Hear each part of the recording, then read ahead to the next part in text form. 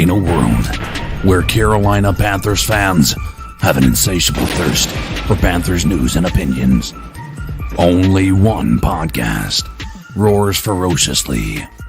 It's the C3 Panthers Podcast.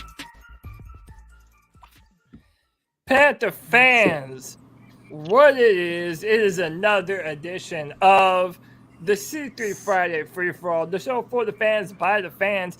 That's right, you can come on the show, be a part of the action, join the discussion. The link to join is in the description to the YouTube video. It's in the description to the Facebook video. And I'll be posting it here in the comments here in just a few moments. Until then, man, let me introduce my Panther faithful, man. These guys are Friday Free-For-All veterans. Let's start with my man Drew this week. Drew, what's up, brother? What's going on, fellas? Hey, listen to Matt Rule and the rookies talk today. I'm actually looking forward to seeing what's going to happen this season. I mean, these guys are out there starting to get their work in and sounding upbeat, and I'm ready to see what happens. Yeah, man, dude, I honestly think today was probably one of my favorite Matt Rule press conferences. The problem is I don't know how much I believe him, but it was, he did say all the right things as he's been ought to do. But we'll have a great discussion today, man. We're talking about Panthers rookie minicamp going on, the schedule release, Sean Payton rumors. Man, where's that come from? Man? We got a big time show today. But next up, my man Kevin. Kevin, what's going on, bro? Not much, man. Just sitting back, chilling, drinking some wine, waiting for some Panther talk. I like that all night. Let's go to my man Kenneth, Panther Pickle. What's up, bro? What's up, guys? Cheated today at work. I listened to a lot of Matt Rule's press conference with my phone underneath my tablet at work, with my earbud in, and hope the boss didn't come up, and he didn't, so I got lucky. So. Nice, dude. Don't you love it? Press conference. Yeah, don't you love it when Lady Luck swings your way, man? Dude, I love it, man. I love it. Working hard or hardly working. Well, yeah. I did get busted once today, but it wasn't by the boss. It was by a Cowboy fan, and I looked at him and laughed, and he said, "Well, the Cowboys are always going to win, don't you?" I said, "Yeah. All the Super Bowls they've won in the last 10 years, we'll say it." Yeah. So. Cowboy fans, they're a special kind of stupid. So we just let them go through it on their own in their own time. Yep. But next special guest from the 9 Lives Panther podcast, my man Keeb. Keeb, what's going up, on, family? bro? What's up? Happy to be here. What's happening, bro? Yeah, man, I'm enjoying your content. Everybody check out my man Keeb, 9 Lives Panther podcast. Holding it down, doing his thing. Help get this man's numbers up, y'all. Just putting out great content, great Panthers conversations. Keeb, how are you, man? I'm good. The ball is rolling. I had I'm up here in Syracuse, New York, for a seminar on botany and agriculture, but cool. I was so swamped with everything that I couldn't join the Friday free-for-alls. I was fasting and I couldn't do NLP. I felt so bad. So the ball is rolling again, so I'm happy. Hey, you're here now, man. That's all that matters. Being a part of this conversation. And I know he was having some audio troubles, but I think he might have gotten them fixed. This guy is a Friday free-for-all favorite. You all know him and love him. It's Nick Montero. Nick, what's up, brother? What's up, guys? It is a hot for Massachusetts Friday. Hey, you there? Hey, you might need to come back in. Yeah, he ended up losing his the heat. It's too hot over there. Yeah, I know. We'll get Nick back on here, but we also got my man Poppin' Bullets. Pop, what's up, bro? Poppin' Bullets. What? Hey, what you been up to, bro? What's up with y'all? How y'all doing? Chilling, man. I'm getting ready to have this Panthers hey, Poppin', conversation. I can't do it like Twan, but I try. All good. Yeah, man. But anyways, listen. Hit the like button. Hit the subscribe if you have not done so already. Let's just jump into it, man. Everybody yesterday was patiently awaiting the brand new schedule release for the Carolina Panthers, and we're gonna talk about it. And I want opinions, man. Tell me what you think of this schedule, y'all. Because I have a few ideas and a few things that jump out off the top of my head. And the first one is we have an opportunity to establish some real home dominance. I mean, for the first 6 weeks, 4 of those games are at home. We have 3 of them in a row: New Orleans, Arizona, and San Fran at home, all early on. I mean, that could be a really good opportunity for us to start out strong. Yeah. And listen, there's so many different conversations related to this, and we'll touch on all of them, but just your first initial thoughts to whoever wants to jump on. We got I lucky. think we. Why do you say that? We get the Browns, who knows who their quarterback if Watson gets suspended. You got Hopkins without, or Cardinals without Hopkins. I mean, Yeah. Even San Francisco, you don't even know their quarterback situation is going to be like. Yeah. Yeah. I think the schedule works out good for us. I think it's very favorable. I thought about this today. Got in a chat with somebody about Cleveland. I thought, let's be honest. Almost every season, somebody rides in a white horse to Cleveland to save the Browns. They just do. I mean, how many years? I'm 54. I've been watching football for years. Some of y'all, how many times have you watched somebody come in to save Cleveland? They have a good year. Oh, we're going to the playoffs the next year.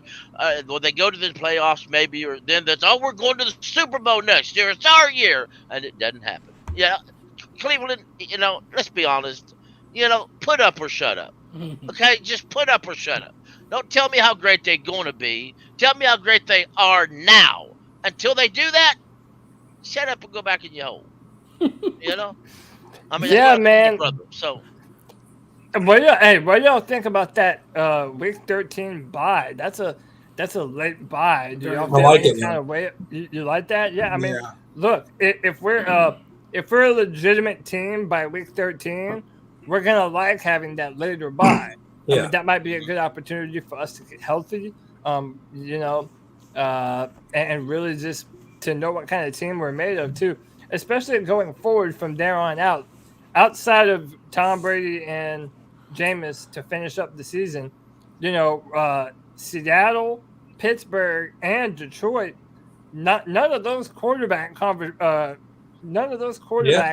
like strike fear into your heart. What? That's Drew Lock, Mitch Trubisky, Jared Goff. Even the Giants. Yeah, but that Pittsburgh defense does. Yeah, no, yeah, 100%. The defense is always gonna be ferocious. In That Pittsburgh. defense started our downfall. Yeah, I know, man. I know. And dude, those games for David Tepper, they mean even more, man. He wants nothing more than to beat Pittsburgh. I don't like Cody, that Thursday night game though.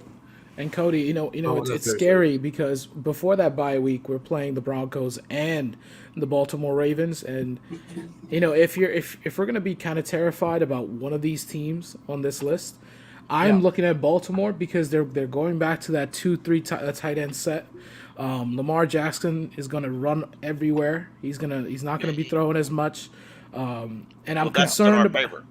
Well, we're not very good currently at the run defense. I mean, currently, that's what I'm. Right. We might have an opportunity through week 1 through 9 to gel, which is I'm excited for Amari Barno. I'm excited for I keep forgetting that kid's name from Penn State. Brandon Smith. Brandon Smith, who, interestingly enough, I was having a conversation with John, and he was like, "Listen, if we just take a look at the Legion of Boom, Brandon Smith can be our safety." He was throwing it out there. It's a very interesting thought, and pure athleticism playing safety, as a safety, like a Cam Chancellor type. Right, exactly. Okay. And you remember when he coming in, he made the Legion of Boom. That was the last missing piece to that Thanos gauntlet, and they went on that run. So, Yeah. you know, I mean, we have potential, but all I'm saying is, I'm you know, after the bye week and to the 2 games prior to the bye week, it gets pretty tough, especially for that defense. So, minus it does. I mean, you know, I feel like the past few weeks, you know, a lot of people have been really down on their prediction for what the Panthers are going to do this year. And again, so much is dependent. You know, I understand looking at our team last year, it's easy to just kind of assume that a lot of these are losses. But man, dude, I'm telling you, a lot of these games are very questionable to me. And also, it depends a lot on our defense's ability to step up in a big way. You know, so for example, you mentioned the Baltimore Ravens too. Do their receiving core, does it stack up with the Panthers DBs? No. Like that's another thing. Like if you look at our defense, like but I think they're going to try to bludgeon us with their run game. Right. So Cody, what if you look at Lamar Jackson's best years with Baltimore? They ran that 2-3 tight end set where when they put 2-3 tight ends in, you had no idea whether they're going to block, receive, or help out in the pass. You know, that's what I'm saying. Like they could throw so many miscues at us, and in terms of if things go wrong for us in terms of development, in terms of getting these guys in a scheme instead of a 3-3-5 going back to a 4-3, if we can properly do that and consistency. If we don't have that by week 10, that's what I'm afraid of. Let's also throw this in, since we're talking about Baltimore. Let's understand that Lamar Jackson is still wanting a new contract that he ain't got yet. This is week 11. You'll never know what kind of shape his body's going to be in by week 11, and whether he wants to keep running around there and putting his health at risk for a contract that the Ravens may not offer him yet. So do we know if Kyler, did he get his situation worked out? Kyler does not have a contract. Nope. I wouldn't be surprised if he don't do a holdout, or at least hold out maybe through training camp. I mean, dude, if he holds out, man, the Cardinals are the one team that out of all the teams having like quarterback issues. They're like the one team that really has no choice but to pay Kyler. They're not close enough to a number 1 draft pick anytime soon. Kyler is by far better than any of the other. Like, dude, look at the guys that are being mentioned right now, like Garoppolo, Minshew, Nick Foles. It's like Kyler clearly has more talent than them.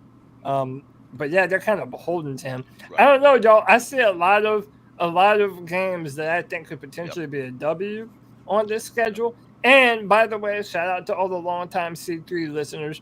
I have a tried and true formula that around week 6 of the NFL season, that's when you know if a team is a legit contender or not. Like after that time frame, that's when you know if you have a damn good team. Coincidentally enough, in week 6 we play the Rams, and week 7 we play Tampa Bay. Like then we have a division rival game. Then the Super Bowl contending Bengals last year. So it's like I think at that week 6 or 7 type of time frame, we're really going to know if the Carolina Panthers are a legitimate contender or not. I don't think we're going to have to wait long. Yeah, go ahead, Kevin. I would say the 49ers too, and the Cardinals. I mean, all the playoff teams. Yeah. I mean, this schedule is what it is, but the people that think that Deshaun Watson won't be under center week 1, they're not thinking straight. Deshaun Watson will be under center week 1 for Cleveland. I've been hearing that. Yeah, I kind of think so too. I kind of think that if he was going to get something, you probably would have heard it by now. The league's not going to be next year. The league's going to pay Cleveland back because Cleveland tried to pull a fast one. So you know last year they tried to put all his money backloaded and give him $1 million a season. They're going to let him play the full season, wait till his issues are settled. Then they're going to suspend him next year when his cap is like $40-something million. Because Baltimore and Arizona owners are pissed because of that fully guaranteed contract they gave Deshaun Watson. That's causing them issues with Lamar Jackson and Kyler Murray. Oh, but hey, have y'all also been hearing? Okay, so you know how last year we opened the season with the Jets and we had Sam Darnold. So now we're opening up with the Browns, and people are like, "Oh, Panthers better go get Baker for the epic grudge match to start the season." No. I'm like, bro, miss me with that dumb shit, man. Like I want nothing to do with that, man, at all. Nada. Why would you trade assets for Baker Mayfield when you can either run out Sam? If Matt Corral shows up and proves himself, he can be the starter, or just for the life of God, just re-sign Cam and let the man play. Or use those resources to get Sean Payton. Sean Payton. Let's not even. We're gonna talk about Sean Payton. I promise. Hey, Cody, can you when you do? We might as well bring back John Fox.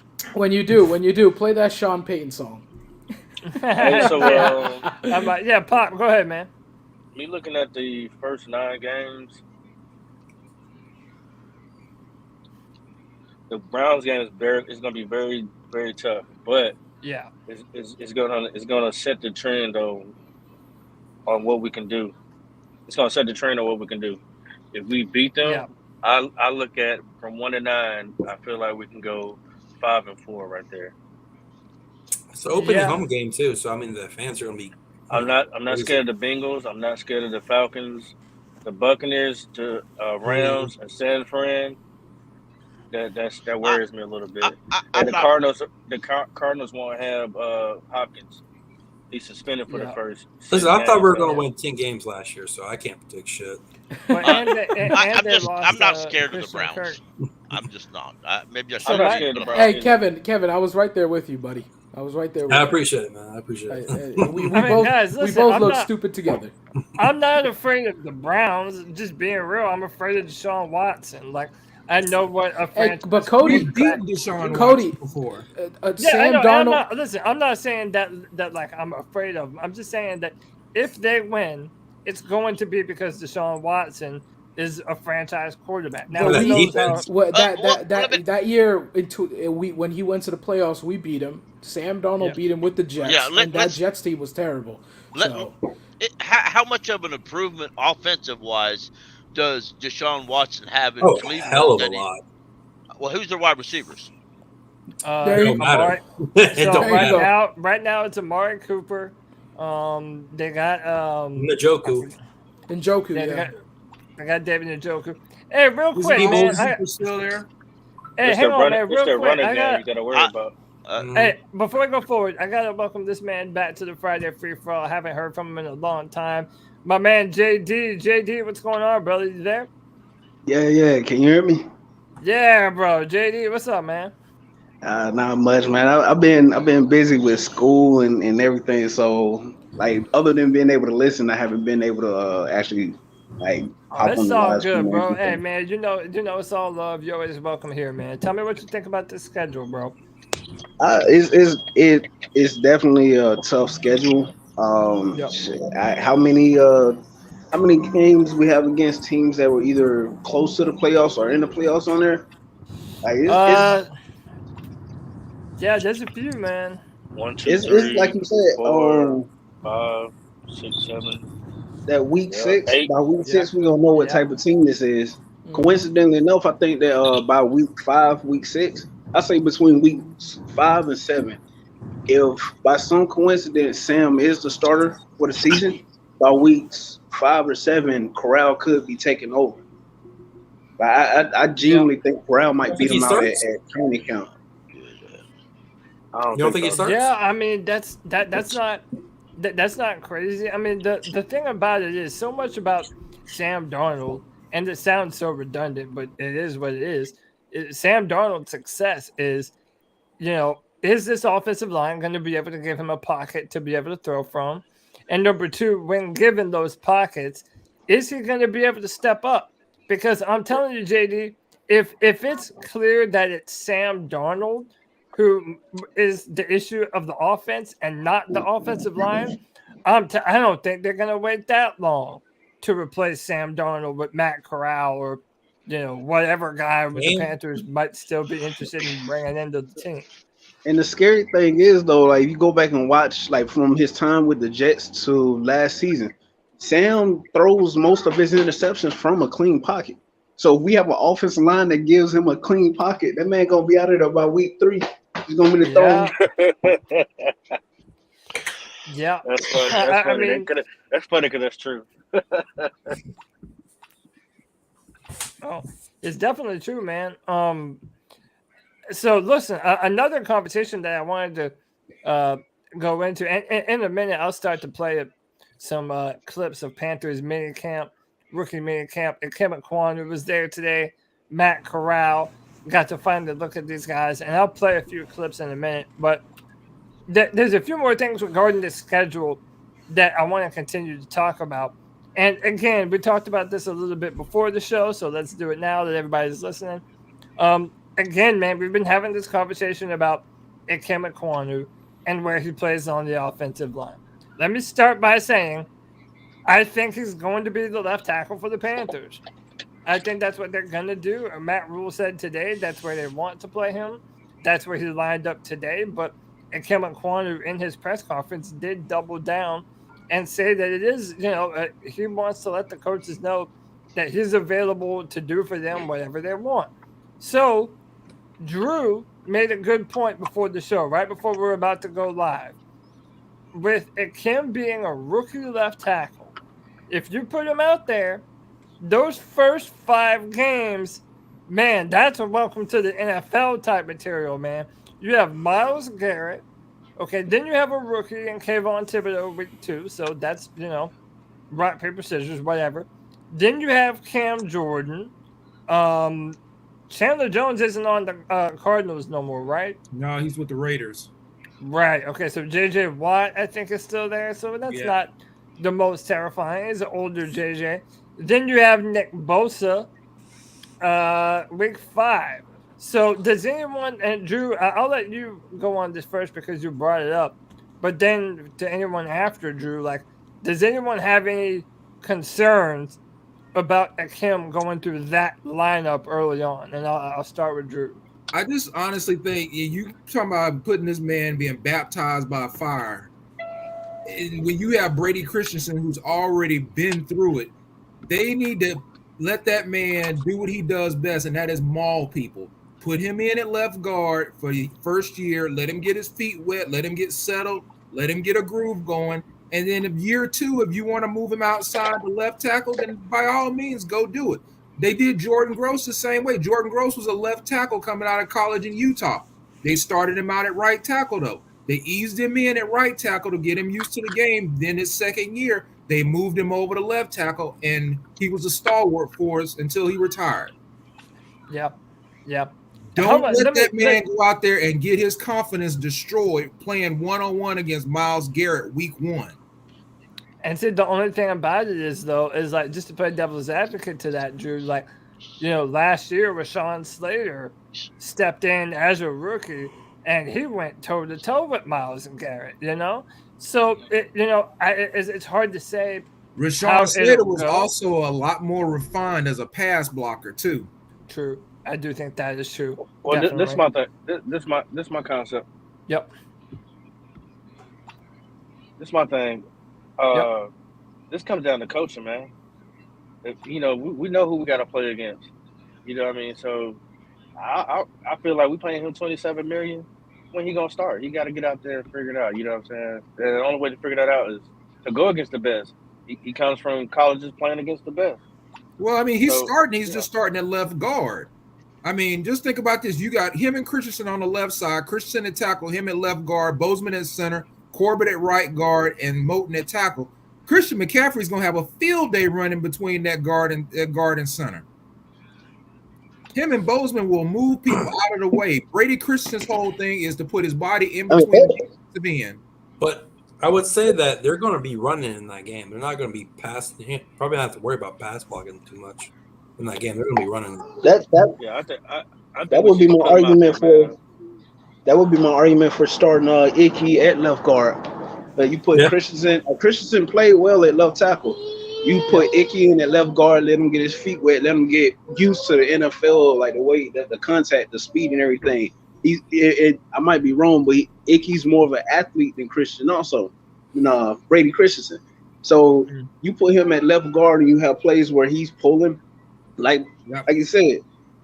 Fucking C-Mac gonna be sitting back there like, oh, I'm not getting touched for the next 5-6 yards. Let's go ahead and take this to the house. Yeah. And by the way, how badass is Christian with yards after contact anyway nowadays? Like, though early on in the season, and I know Kib knows this, I see him shaking his head.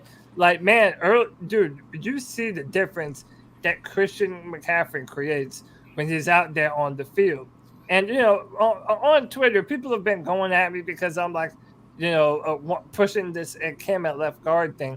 I want to make sure I make this clear, and I know I have, but I'll do it again.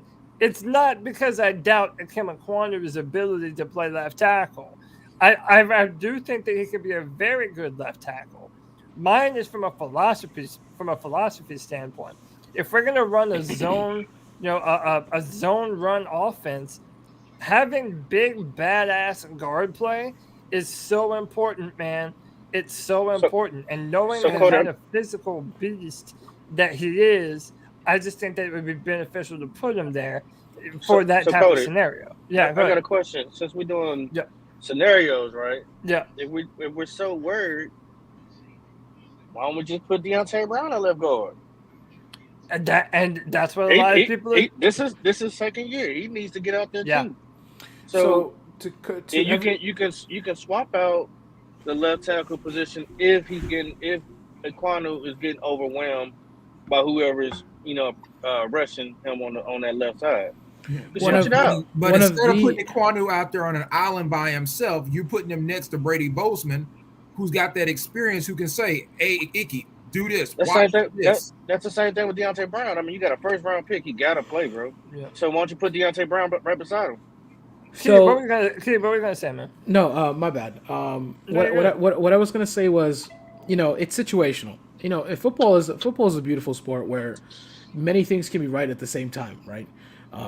It's a situational game. It's a team sport, and guys have to put in the work to do what they have to do in the NFL versus college. Now we know prospects come in with all the hype. And sometimes they don't just always translate because they're not put in positions to win at times. Now, to Cody's point, I would like to say, listen, we remember a guy who was supposed to be one of the best offensive linemen coming out ever, right, in the last 5 to 10 years in Penei Sewell, and he struggled, right? Unfortunately, when you throw guys out in the gauntlet and letting them just go out there, obviously there was a multitude of reasons why he struggled, but the main point is, you can avoid those things, right? You can avoid those schemes once you put them into the schemes that they're meant to play in. Yeah. Putting him in left guard doesn't necessarily mean you're just throwing him to the wolves and killing his development. Left guards and left tackles are married to each other, point blank. They always have and they always will be. So putting him in that left side, it's not like we're saying, listen, put him at right guard, we'll see what happens. Put him at center, we'll see what happens. You're really saying, listen, you can let Brady Christensen, who graded out as a 70-plus pass rusher, as a pass protector, let him be there. Let's see who you have at least in the preseason and the first couple of games, because you have Myles Garrett, Kayvon Thibodeau, Cam Jordan, and then you have a bunch of good defensive pieces with the Cardinals and San Francisco, Nick Bosa. So let him go out there. And instead of being killed, like to Drew's point, instead of being killed right away, you get to see what you have, and you also get to thrive in the running game, which is a plus for me, which I said it on Twitter because I saw a bunch of guys going at Cody for absolutely no reason. It's not like he said that, listen, you sit him down or play him at center, which he can do. Ikem can play center and right guard, but Yeah, I think Ikem could be an all-pro player no matter where you put his ass. Like, the dude is just nasty. Like, no one is taking away from Ikem Ekwonu. And like I said, if I'm a betting man, based on our coaches and hearing Matt Rule, I'm betting that he does start at left tackle. The thing that kind of bothers me though is that, okay, and I said this before the show, I'll say it again, ideally, I would love Deontay Brown to slip into that left guard spot just because his tape at Alabama, dude, I'm telling you, Deontay Brown is a mauler. JD calls this man Blastoise. That's what he is. This dude is a destroyer. Blastoise, I choose you. Yes. And if you put Ikem Ekwonu at left tackle and put Deontay Brown at left guard, listen, man, you're not going to get a lot of complaints from me, bro. Like, just being real. Like, that is a dominant left side of the offensive line. The problem that I have, and hey, it might be a problem that I just have to get over, and Brady Christensen might just have to get over. But I feel like Christensen is athletic enough and talented enough to be a starter at, in the Panthers offensive line. And I feel like he's just going to end up being the odd man out, and he's just going to end up being a backup left tackle or right tackle to Taylor Mosley. And I mean, Cody, to your point, it doesn't always have to be like that. If you look at the Rams game, and if you look at Aaron Donald sitting in there at the right side, just waiting, right? Deontay Brown can thrive at the right guard position. We could even throw Brady Christensen at the right guard position. We could see, because he's listed as a right tackle right now. So again, you can move around pieces. I just hope that the Panthers don't move around the offensive line like we did last year. It's just there are certain people that can be plug and played. That's what I'm saying. Yeah, I said this last week on PNP show, and I said it last week on in the chat on the Friday free for all. These are good problems to have. Like we're arguing about who's the best man for after going so long where our line was absolute crap. Like we're arguing about who should be the left tackle. The problem with Icky and Christensen, and then you throw Deontay in there. Icky would probably outplay all of them at whatever spot you put them at. If it was a competition, like, okay, let's see who's the best left guard. Icky would probably be the best left guard. Who's the best left tackle? Icky's probably the best left tackle. But the guys that are behind him, they're no slouches either. So these are good problems to have. Exactly. Very good problem to have. As long as we can keep Pat Elflein and Michael Jordan out of the starting lineup, I'm good. Yes, and Cam Irving. The only pushback I have on that is I just need these coaches to develop. I don't want us just to focus on one player because, like you said, we have good players. They all need to develop and get some time in there so we can really see what they got. I can't. It pissed me off to see Deontay Brown only play 2 minutes in a game and was out. Like, what is that? Yeah. Like, come on. Like, you got it. And then when he was over there, he was clearing the house. Yep. And hey, if I'm being real with you, like if we're really talking, based on who got more playing time last season, I'm more apt to believe that they might roll with Ikem Ekwonu at left tackle and Christensen at left guard. Because if you remember too, that it goes back to like an ego kind of thing. If you remember, the Panthers had Christensen rated as a day 2 or a round 2 guard and a round 3 tackle. So if they get to put him at guard and he ends up being successful there, then they get to be like, I told you so. Yeah, you know what I'm saying? Like, so the wildest thing about it is if that does work out, Rule will come off as if he was playing 4D chess while everybody else was playing checkers. Oh yeah. Oh dude, he's gonna be so smug and just like assuming that he's the shit. But yeah, I mean, you see right here, this is Ikem. They got him lined up at left tackle. Again, rookie minicamp. This is Matt Corral under center. And I can try and find some clips, but man, they were asking my man Matt Corral some tough questions at his opening pressure too, and I think he handled himself well. A lot of people, just from hearing from people that were there, everyone marvels at how fast the ball comes out of his hand, man. Lightning. Lightning fast, man. I got a question for you, Cody. Yeah, go ahead. And this is something nobody's talking about. So this is will be the first on C3. All right, talk to me. We have finally said that the O-line is solidified, right? Everybody's been talking about the linebackers. Some people have been talking about safeties. But me personally, I'm not clearly 100% satisfied with our wide receivers. Who's gonna step up and be that number 2? Terrence Marshall Jr. Are you sure? Another pick that we didn't need to get was Terrence Marshall. So if he develops into a star, that's another thing for Rule to hang his hat on. Like, you guys weren't seeing the vision I had. I'm hoping Terrence steps up because Higgins had a good year last year. He didn't have a good year at all. I mean, he had Sam Thomas. And Robert can come in and flop again. You know what I'm saying? Like, I need him McCaffrey. challenging. This Come on. is another reason why I think number Matt's two. going. This is another reason why I think Matt's going to take the starting job, because I watched his interview, and I forget who asked the question, but he was saying that as a quarterback you want to be even keel. And I've heard Sam when I heard that, I was like, bro, I heard Sam say the same shit. Please tell me you haven't been talking to Sam. And he's like, yeah, you want to be even keel. He's like, but if you see how I play, he's like, my emotions are there. I wear them on my sleeve.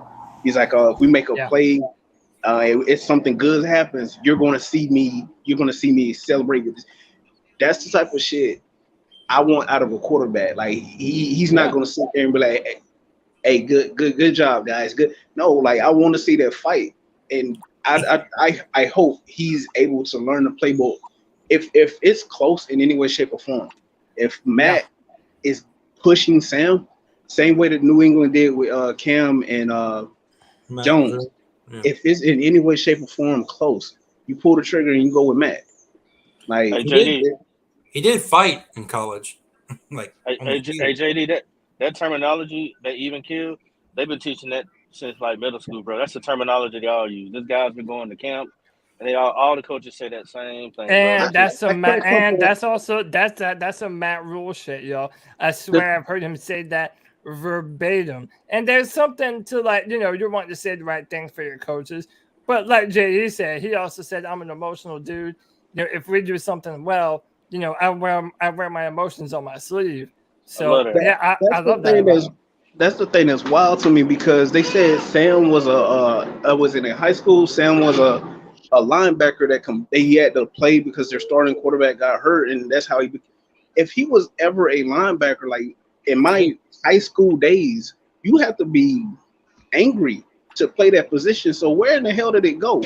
Like, did he just like lose his anger when he went to the other side of the ball?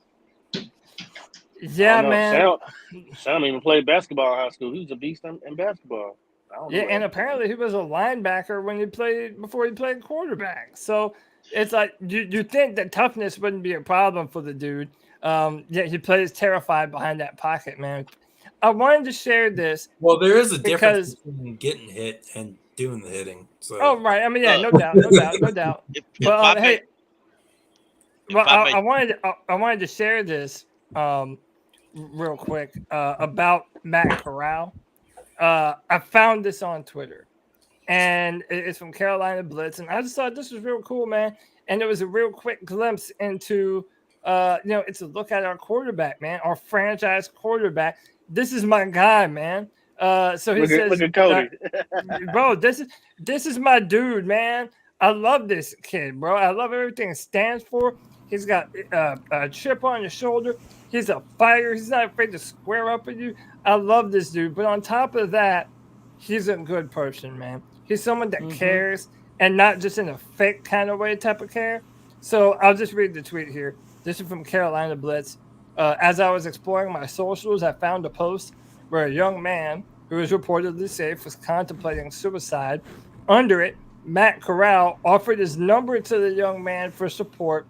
No hooplas, just being there for one another. And these are the photos of Matt Corral in his mentions, basically saying, hey, man, I DM'd you my number. It ain't got to be like this, man. There's something to live for tomorrow. Dude, that is leadership, man. That is real leadership. I love this kid, bro. What else you want me to say? I love this kid. I'm pulling for this man. If you're not pulling for this kid, are you even a Panthers fan, dude? Like, right. Bro, straight up, man. Like, this dude has all the off-field stuff that you want from someone that's going to be representing your team for a decade or more. But he has it on the football field too, man. Cody, I'm loving it. It's go ahead, go ahead, Cube, and then Pop. Go ahead, Cube. As somebody who's been through that situation, and I can tell you, the people who reach out, there's not a lot of people who do that, right? There's a lot of people who show up to your funeral. There's a lot of people that show up to after you're gone and say, yeah, we were close. But there's very few people out there, and this is Mental Health Month. There's very few people out there who's gonna reach out to you while you're still here, and it's a weird thing, but it is what it is. And this, when I saw this, Cody, and what you tweeted out, I'm like, I 100% agree. Like this man, there. When you talk about leaders on the team, we finally got one. Yeah, Cody. Yeah, I think I'm gonna make this quick. I think you need to tag G baby with this one. I'm saying, and this is what I was saying when G was on here, man. It's like, bro, this dude's a real one, man. Like, if you were friends with this dude's going to bat for you, man. And you know what? It makes you want to go and fight your ass off for this dude, too. Like, imagine if you're a teammate, man. Like, there's a reason why all of his teammates say that he's the type of dude that, like, man, once you're on Team Corral, everybody wants to play for him. Everybody wants to be a better player because of this guy, man. And people like that are hard to find. Like, I spent 9 years in the military, and I can count on one hand how many leaders I had that's who they were. Like, legit, if you going through some shit, or like you're about to go do some dumbs, like you're fighting, like you're in a battle or something. They say, hey, we're outnumbered 10-1. We might not make it through, but who gonna ride with me? It's only in my 9 years in the military, I only knew a handful of people that made me feel like, yo, we might die, but hey, we gonna take a couple of motherfuckers with us. Yeah, and if we go out, we're gonna go out together, man, arm in arm. Appreciate your services, bro. Yeah, man. Like, definitely too, man. But you're 100%, man. Like that goes a long way. To get a football player like that it elevates the talent around him. And man, again, as a Panther fan, it gives you permission to dream, dude. Like, think about him throwing to DJ Moore and Christian McCaffrey, and hopefully, Pop, you were talking about receivers who are going to step up this year. Like, yes, hold on, it's hard to do when you don't have offensive line. Another thing that has me excited and hopeful for his development is you have like, you talk about Corral having that dog in him and Icky having that dog in him. I think a few, not everyone is contemplating who we have on the other side of the ball. Like the guys covering the receivers, the guys who got to go up against DJ, Robbie, and Terrace in practice. You have CJ. You have Horn coming back off injury, and it made me think back to a clip I saw of Cam and I think it's Captain Munderland. Like, they're going at each other, and I'm like, bro, these dudes about to square up. I think you can see a similar situation with Corral and Horn, Corral and Dante. Like, he throw a pass, they pick it off, and they just jawing at him. Oh, no, that was Josh Norman. Oh, you mean like some Cam Newton 2015 against Josh Norman type of shit? Yeah, and it's just like the team as a whole. Like, the quarterback is making the cornerbacks better. The cornerbacks are making the quarterback better. The cornerbacks are making the receivers better. The receivers, like, just, you have at every key position, you have dudes with that fight in them. Like, I truly believe, like, Corral's one of those people where if he said it in the interview, if he messes up, like, he'll get on himself. Like, he tries to keep that in check. He'll get on himself. So he messes up, he's going to be in the film room. All right, what do I need to do in order to not get picked off in the game? Yep. And today during his press conference, he said that right after he was done, he was going to jump right back into the playbook, man. This dude is doing everything in his power to be a starter, man. I'm telling you, Pop, I'm pumped, dude. I'm pumped for Matt Corral. We got the Japanese assassin trying to tell you. Hey, bro. Hey, shout out Grim Reaper, man. Grim Reaper with the $10 love bomb. He says Corral just grabbed our hearts. As a veteran, I see this guy will be in the trenches with all of us through thick and thin. Hell yeah, man. Like, bro, do you see how Bills fans are like crazy about Josh Allen? Like, don't go to bat, don't run through a wall for that dude. Bro, Corral has that kind of potential for us, man. We need to play him like Russell Wilson first year in Seattle. Yeah. I mean, it's like game and everything. Like, I forget. I think it was the playoff game. They were like playing. They were showing how Josh Allen talks to his receivers and shit. And I can't remember Diggs. Like, he walked, like he said something to Diggs, and Diggs was like, "Man, I'm gonna fuck you at least." Bro, like that's the type of, like, again, they talking shit to each other, but that's, everybody can attest to it. The friends you have that are really close to you, your first greeting, like the way you speak to each other, other people might think, yo, they about to square up. In reality, it's just this is how we talk to each other. Like I think we have that in Corral. We have a leader. We have a guy with potential, and I, for one, truly do hope he beats Sam out for the starting position, and we might be able to catch lightning in a bottle. Hey, look, I want him to beat him out, but I don't want him to start though. I want him to just soak up as much as you can, man, because your future's gonna be bright. Hey, some people do. Some people get better by like actually experiences. Like some cats can be broken by it. Some cats actually get better going through it. Yeah, and like also looking at last year, Trevor Lawrence, Zach Wilson, Justin Fields, Trey Lance. I mean, not so much Trey Lance, but Matt Jones. You know, they had to play. Mills, you know, the Texans quarterback Sam Mills actually played. Davis Mills. Davis Mills. That's what Sam Mills. Sam Mills. That's our guy. Now, if Corral wins it outright, we can move Sam to linebacker. There you go. Hey, now we fill our linebacker need. And then I like that. He can hit somebody and say, "Strap up." Exactly. I like that. He can say, "You just saw a ghost, motherfucker." Strap up, like he said in his little post when he was with those guys on the bus. Strap up, man. He hit him. Boom. He don't have to change his number either. Nah, you can stay right there. Bro, how about we got a Saints fan in the chat room who thinks his sorry ass receiving core is going to do anything against our defensive backs this year? Bro, y'all receivers can't mess with our second string cornerback. Bro, that's what I'm saying, bro. Like, dude. That's all the Saints got is hope. They ain't got nothing else. They ain't got no quarterback. They ain't going to have no running back for a good while, and they ain't got no head coach. But they just picked up Davis. That's all they got. Hey, so what is the deal with Kamara? Is Kamara suspended? Like, what's the deal with him? He's appealing right now, but there is a potential 6-game suspension of Kamara. And we play him in the first 6 games, right? Yes. Yeah, but we also play him last game of the season. Last game of the season, yeah. I want to see Taylor start. That's who I want to see. Taylor? Keith Taylor. Yes. Keith Taylor. Yes. Yeah, the brother's a menace. Somebody. I'm going to ice up some of these. I'm going to ice up some of these Panther fans who get drunk on a daily basis and call out Matt Corral because he said something about. Thank you, man. Now, I'm about to say getting drunk. You know what? Well, I don't care about all that. I mean, but you know, it's the sense of it. You know, if you got a problem with him admitting he has an issue, you need to go to psychological therapy because you're a fool. I don't care who you are. Or what kind, or anything about you. I really, honestly don't give a rat's butt. But a lot of these folks get their football knowledge off Madden. Now, I play a lot of Madden, but I'm smart enough to understand that just because it works on Madden, don't mean it works in real life.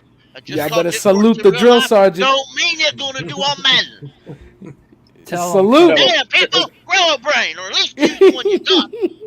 Tell a Panther. Boot Hills. Maggots. Cody, you know who I want to ice up? Who? The dude that bet me $20 that Billy Zappi wouldn't get drafted. Oh yeah, man! Doesn't Twan he ain't been around since. Hey, I got you. I'll hit him up. Yeah, bro, you need to holler at Twan, bro.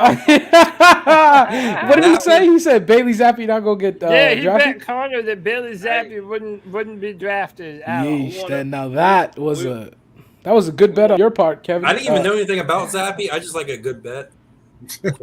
Okay. Yeah, okay. we want them $20 all in quarters. All in quarters. I wanted Bitcoin. There you go. That's Invest in your future. Man, I mean, like, you know, so Pop, you were saying you don't want Matt Corral to start. Are you okay with Sam, or do you think that the Panthers still going to get someone? I don't think they're gonna get anybody, to be honest with you. I think they're doing what they all been doing, throwing some smoke screens. They're keeping people on their toes, and they're gonna be on everything. But I think they just like to test the market, see what's going on out there. I don't really think they're gonna like just run out there and grab no Baker or grab Cam. I just don't see it. I think they're gonna run it up with who we got. I think so too. And if we need a veteran, If Corral's just not there, they'll get one next year. But I don't think they're gonna do anything this year. Yeah, I mean, they don't put it to bed. Go ahead, Kenneth. If anybody could do me a favor, I'm on Twitter. I come on here all the time. Somebody explain to me the love affair with the offensive guard Michael Jordan. Somebody tell me why people promote him as a starter. He, to be honest, from what I've seen, and I looked him up online, the best that me, little old pea-brain, can do. I have yet to see where he's a qualified backup. I mean, honestly, he shouldn't even be a third stringer at this point. Hey, the thumbnail, Cody, the thumbnail for today's show should be a Panther pickle yelling. Yeah, I love it. I really don't. I would love for somebody to show me film where he's good, so I can understand that I missed something. You didn't miss me on fire. You ain't missed nothing. I mean, do they love him because he's named Mike Jordan and it'd be cool? If that not, what's his change a bunch of other people's names? Panther P on fire tonight, y'all. I mean, but listen though, like you're right, and look, we can say what it is. It's the 4-man rush, guys. There you go. And look, shout out 4-man rush, man. Shout out 4-man rush. Like they like Michael Jordan as like a legitimate starter. I don't want to see him anywhere near the starting offensive line. Like if I'm just being real, I don't want him at left guard, right guard. I think that needs to either be Christensen or Deontay Brown needs to step up. Or K Mays. I will say I did see like last year when Michael Jordan was in, I did see some snaps in like it's in the run game, not so much in the pass game, but he did do well in the run game. I think that's where the 4-man rush, they're high on him because he pretty much came off the streets, got in the game and I saw his. I did see one run block he did really well. That's when him and Miller met behind the linebackers and tackled each other. I remember seeing that. How old is he? I mean, that's really good. I mean that's the type of offensive lineman we need if we want crippled quarterbacks. I'm telling you, I did see someone put like a cut up online of Michael Jordan, like just getting destroyed on the interior this year. Bro, it's not a good look. It's not man. pretty. It's really not. No, it's not pretty at all. I mean, let's be honest. When the Bengals cut him, they went on to the Super Bowl. That's to be included. Tell you that he ain't no good. Oh, I forgot that's where he came from. Yeah, dude. The Bengals cut him and then went to a Super Bowl. That's cool. Michael Jordan had a terrible Daily need to be cut. The Bengals had a terrible offensive line too. That's saying something. Their offensive line was that bad, and he got cut. Yeah. So what you're saying is just took one of their jobs. So what you're saying is if we cut Michael Jordan and then we bring Nick Foles in, we're guaranteed. Hold up, Nick Foles. This cannot turn into the Keep Pounding TV podcast. Now let's ask something though. Is Nick Foles a better option than any of the other quarterbacks that we chatted about for bringing him in? But like the reason why this conversation is hard to have, because at the end of the day, it's hard to trump a Super Bowl performance like Nick Foles had. But that's one game, Cody. No, I understand completely. Look, I am not here advocating for Nick Foles to be on this team, bro. He can be our backup. Yeah, but I'm just saying, like from the perspective of hell, at least the dude was on a playoff football team that made it to the Super Bowl and won. You know, even Garoppolo can't quite say that. Baker Mayfield damn sure can't say that. Cody, they're saying play after you're done. Play Corral's presser. Yeah, so I'm trying to find the clip of him. It should be on the Panthers, right? Panthers. Yeah, okay. I'm about to go just play it. Yeah. Yeah. But yeah, like my thing, and it's not that long too, so that's actually a perfect play. But shit, what were we talking about just before that? Nick Foles. Yeah, Nick Foles. So like with Nick Foles, I'm like, you know, I don't, you know, if that's what the Panthers want, like, listen, if they're dead set on a starting NFL quarterback that has taken meaningful snaps and has won before, it's not Sam Darnold. So, like, at some point, I feel like as much as we're probably going to end up hating it, they probably are going to add to the quarterback room, even though I don't want them. I wouldn't mind him being the backup, though. Yeah, that's what I was getting ready to say. Who would y'all want? I wouldn't care. It's just for just for somebody as a veteran guy that's had experience to stand back there per se behind Matt Corral or even Sam and say, here's what you need to look for when you're scouting a defense. I wouldn't care to have Nick Foles. Now, if he has to get on the field and play, we're in trouble. We just are. But just as a backup. Fitzpatrick. And Cam. Fitzpatrick, what's he almost? Yeah, he almost older than Brady, ain't he? Yeah. He about to collect Social Security, ain't But Kenneth, when we talk about playing as a backup, I don't see Nick Foles coming here and playing as a backup. He may not. You might be right. That may be one of the key reasons why. In terms of the people that need quarterbacks, I'm not saying this could happen. I mean, this will happen, but this could happen. The Texans are looking for a quarterback if Davis Mills doesn't pan out, that he can go there. Seattle might be looking for a quarterback. Not saying that he will go there, but there's opportunities elsewhere where they don't have a rookie where he can shine. Right. So that's one of the main reasons I'm like, it's not realistic to say, and I said this on Keep Pounding TV because Big Cat went live saying some atrocious shit.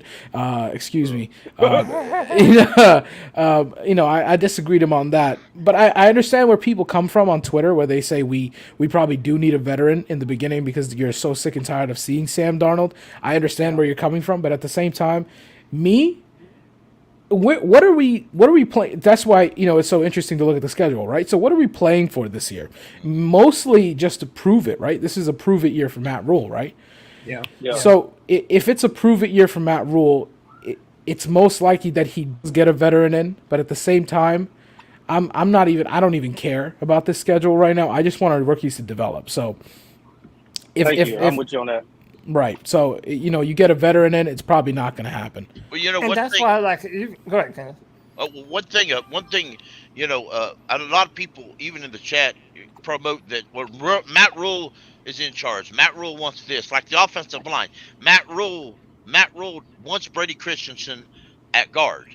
Well, let's remember, Matt Rule wanted a veteran quarterback, not a rookie. Yeah. And Matt Rule was over. And to our credit, we did everything in our everything in our power to get Sam quarterback. We did it with Stafford. We did it with Deshaun, and then we end up settling on old Sammy Dimes. But one more thing. Old Sam Nichols. How do you guys feel about him choosing the number 9? I love that. I'm not mad at all, man. Like. Because it's 9 lives. I'm just kidding. Go ahead. I read now. I'm on Twitter. There's 9 Golden Corrals in Charlotte. Four-man Rush is claiming that Matt Corral choose number 9 because he likes Matthew Stafford, and he likes. He says it in the conference, and that's not a bad. That's not a bad player to look up to. So his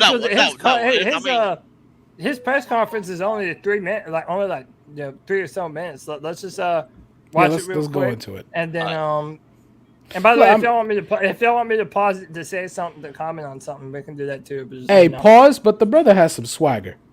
Look at it. Oh yeah, bro. Dude, I haven't watched this yet, so this is gonna be dope. Yeah, bro. Matt Corral is the dude, man. He has a vibe about. Bro, you see that sleeve? He's rocking that sleeve. The jersey looks nice. Hey, my girl around. I'm gonna ask a real question, and this is a legit question. Do y'all ever remember another tattooed up white boy at quarterback like that? No, because I don't. Cody, if Tony was here, he'd call him a sexy guy. You're not wrong. Everybody about to get the Matt Corral haircut now. Listen, if Jerry Richardson was the owner, he'd be pissed. Hey, tell me if you can hear it. That's all I can do. That's good. First off, I'm blessed to be a Panther. I'm happy to be here and playing football again, and getting another opportunity at that. But there's a lot of new things today that coaches want it. We're going to do it, and we're going to execute it to the best of our ability. And that's what he wanted, so we did it. And I kind of like the jump rope. It was a fun competition. How would you describe the process of getting? Is he full Mexican? I still need to do some research. I think he's mixed. Yeah, I think so too. Well, luckily I thought he was Japanese. Ryan, and that helped a lot. That's what Tony said. That never made sense to me. And I just got out there because it was a lot. I mean, they throw a lot at you, and they expect you to execute within good reasoning. So, like right after this, going to go into the dive into the playbook, and whatever I messed up on the film, go over that and just dive into the playbook. Probably a lot more pre-snap that you have to feel than necessarily you would do at the college level. How prepared are you for that responsibility? I love his response on this. Getting used to doing that for the first time. It's not necessarily so in college it was more of I had pre-snap checks, but it was only in the pass game. Now next level up here in the NFL, it's every single play, run game, pass game. There's everything. You got a bunch of appendices within the plays that certain plays require more, but there's also the simple plays where you're just handing it off and you got to check it to the other side, which is fairly easy. But it could get pretty in detail if within the playbook. I wanted to ask, we haven't talked to you since draft night, and a report came out after the draft. All right, so Dave Newton, of course, is Dave Newton. I know.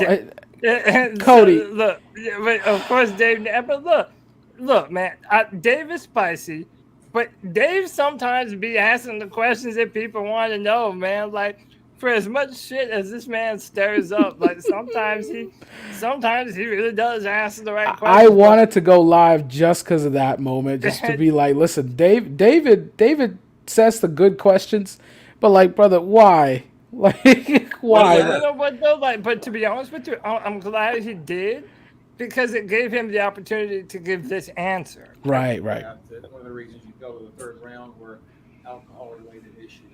It's hard to hear. Comment on what those things were? Truthfully, I don't know where that came from. I mean, it was just one of those things that just got out there.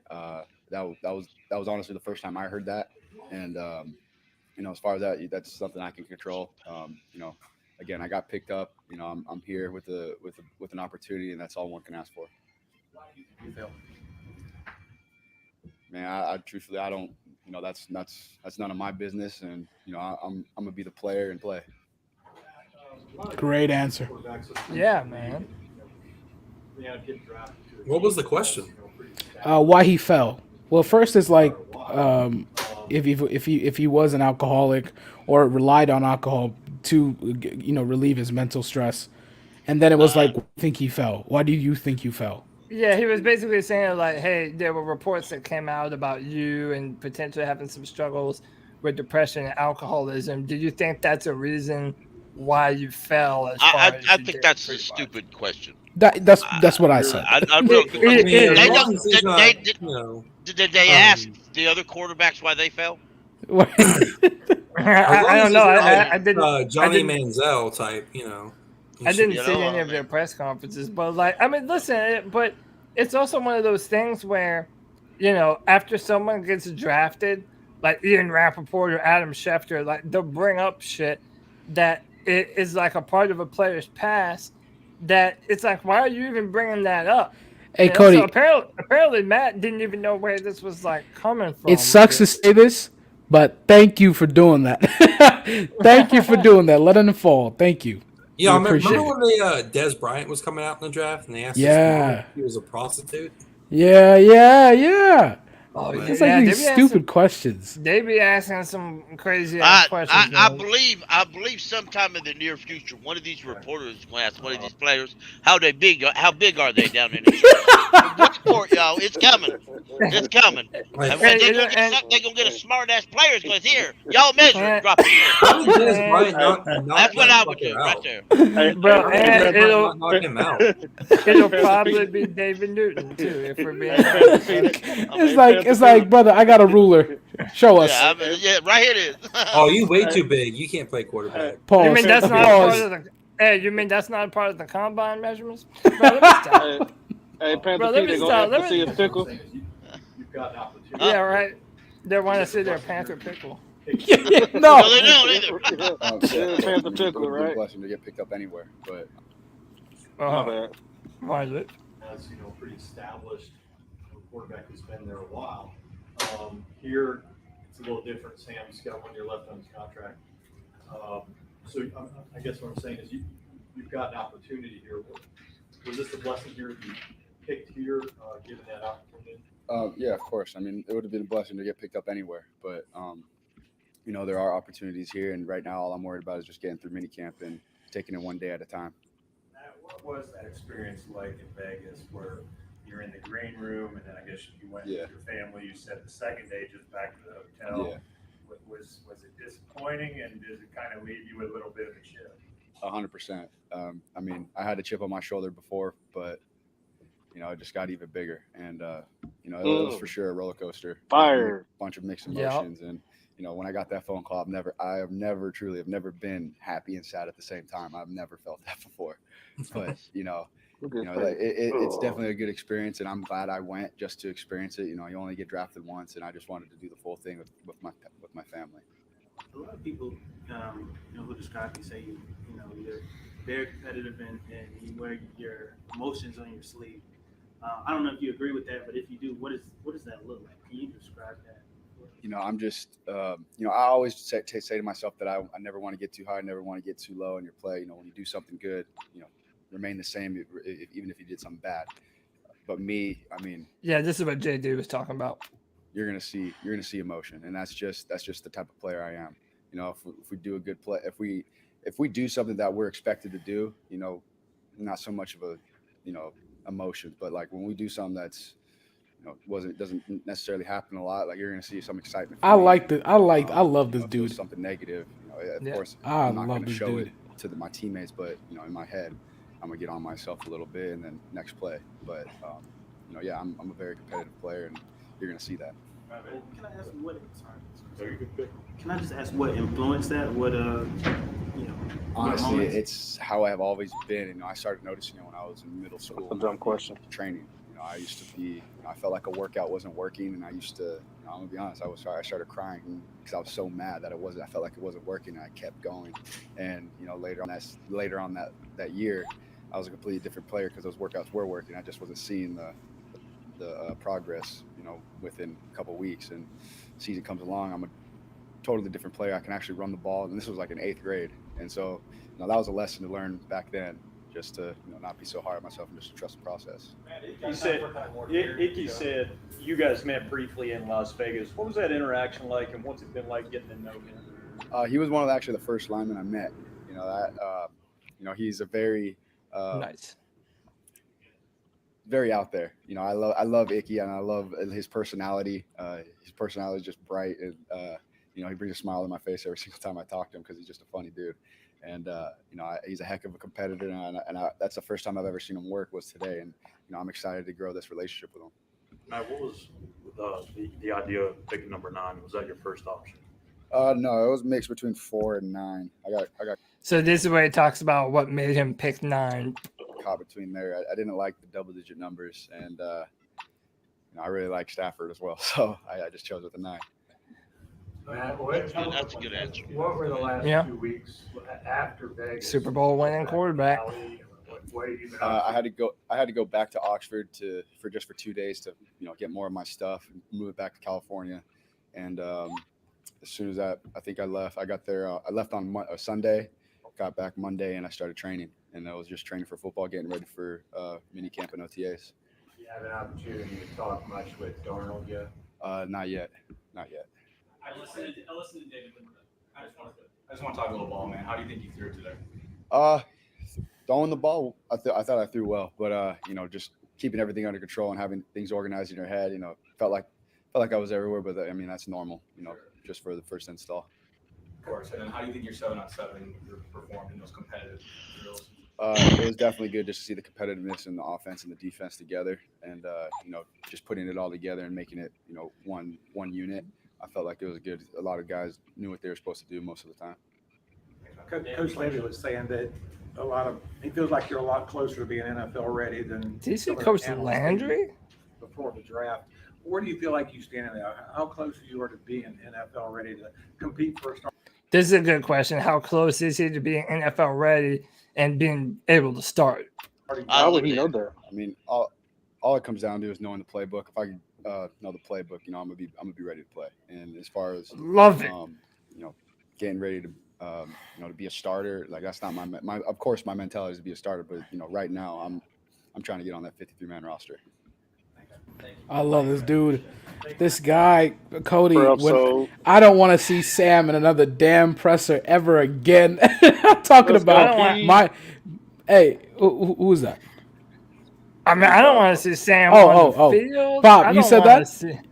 Yeah, I said, let's go, Keith. Let's go. Hey, listen, man. Hey, listen, this boy comes in here, and if Sam comes in and say, this is my job is not to lead, I just want to be here, man, I'll kick this motherfucker out and immediately. I'll be like, get out. Get out. I had a problem when he said this off real good. Like, that coming from Cam, hell, even Teddy was like, yeah, I'm a leader. It's rules legitimately out his own mouth. We don't want him to focus on being a leader. We just want him to focus. Wait, what? Like, bro, come on, you can't. Yeah. Your quarterback's supposed to be the leader, man. Like, Cam would have great games and we lose because of a turnover or somebody fumble, and he'd be like, yeah, that's on me. This, that, and that. Like, bro, Corral's cut from the same cloth. Like, I'm focused and his on demeanor, 3-man roster. Like, bro, he's calm and collected. Like, he doesn't care. He's a 3rd-round pick. You know, I love this dude. It's just I'm holding every. Am I the only one who thinks he kind of has a dope ass voice? Dope voice, dope. He does, but he does kind of have. It's one of those, Cody. You know, it reminds me of one of those like I wouldn't say like reporter voice, but it reminds me of a calm and collected just like a white noise. Who he sounds like? He sounds like the lead singer of Red Hot Chili Peppers' voice. Oh, like he Anthony talks. Yeah, if you hear him talk, he sounds just like him, bro. And he's from California. And apparently, that's one of my all-time favorite bands, man. I love Chili Peppers. And apparently, he's Mexican. He's Mexican and Korean, and just because he's Korean, I love him already. So did you look that up? I love Korean is that like official? No, so someone said it in the chat. I'm taking their word for it. I've heard the chat say like 15 different things about this man's ethnicity. Not Wikipedia. On ethnic Wikipedia or something, I can post it.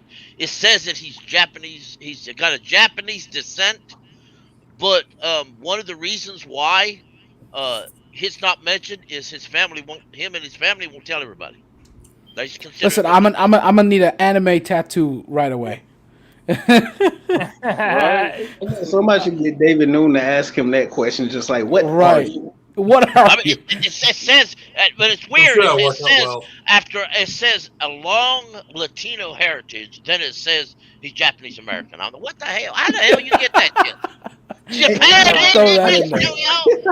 I can explain this. Like, in the world we live in right now, right? People identify as this, people identify as that. Like, I done cracked the joke that I'm a Black American, but I identify as Japanese. So somebody probably took that too literal. And it's like, okay, he's Spanish and Korean. Yeah, we're just gonna identify him as Japanese. All right, I got you, man. I'm a white American, but I identify as a fat, overweight, lazy American. How's that? Hey, Panther P, you on fire tonight, bro. Hey, Pat, you can identify however you want, bro. I'll call you whatever you want me to call you, man. I mean, hey, you know, it's like, I mean, sometimes I say I'm not white, I'm light skinned, you know. But what does that mean? hey, but that high school you went to, you might as well been. Oh yeah, bro. Hey, shout out Vance. It's not even called Vance High School no more. We had a. What's it called? Hold on. I live in Charlotte. They changed Vance's name. Yeah. So Vance High School, the Zebulon B. Vance, he was a Confederate general. I never knew that shit the whole time I was in high school. Never knew that shit one time, and then I found out a few years ago they just changed it. I don't even know what that changed to, man. I started off at Butler. Y'all realize? Oh, did you really? Yeah. I went to a Vance Butler football game a few times when I was Matt Corral's mother. Isn't that where Marcus Lattimore went? Wait, what were you saying, Kenneth? Matt Corral's mother's on Twitter. She even has a post of him.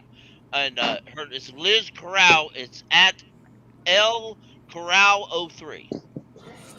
Okay. She talks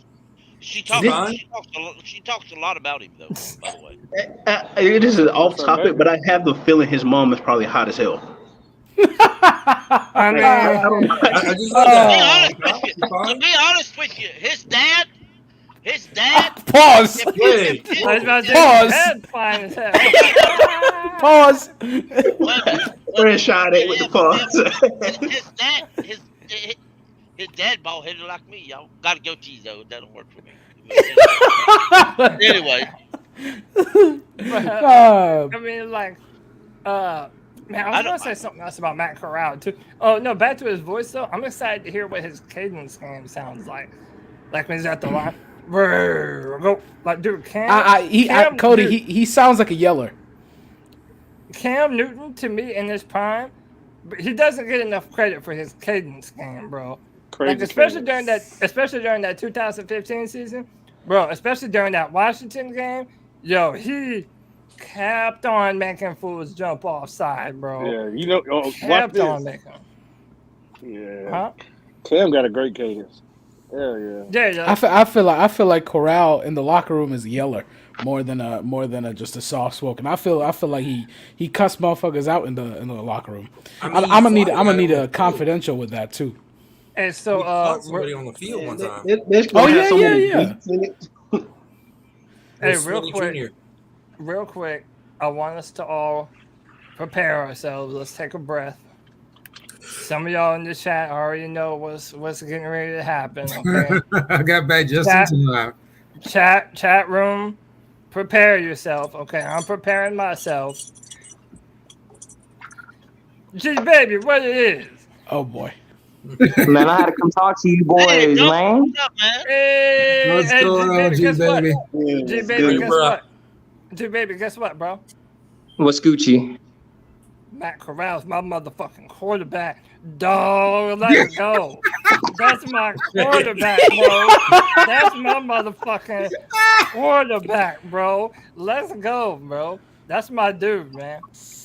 I had to start off that way, bro. Hey, it's all good in the hood, bro. I want to talk about something, though. Yeah. I want to say fuck the Saints.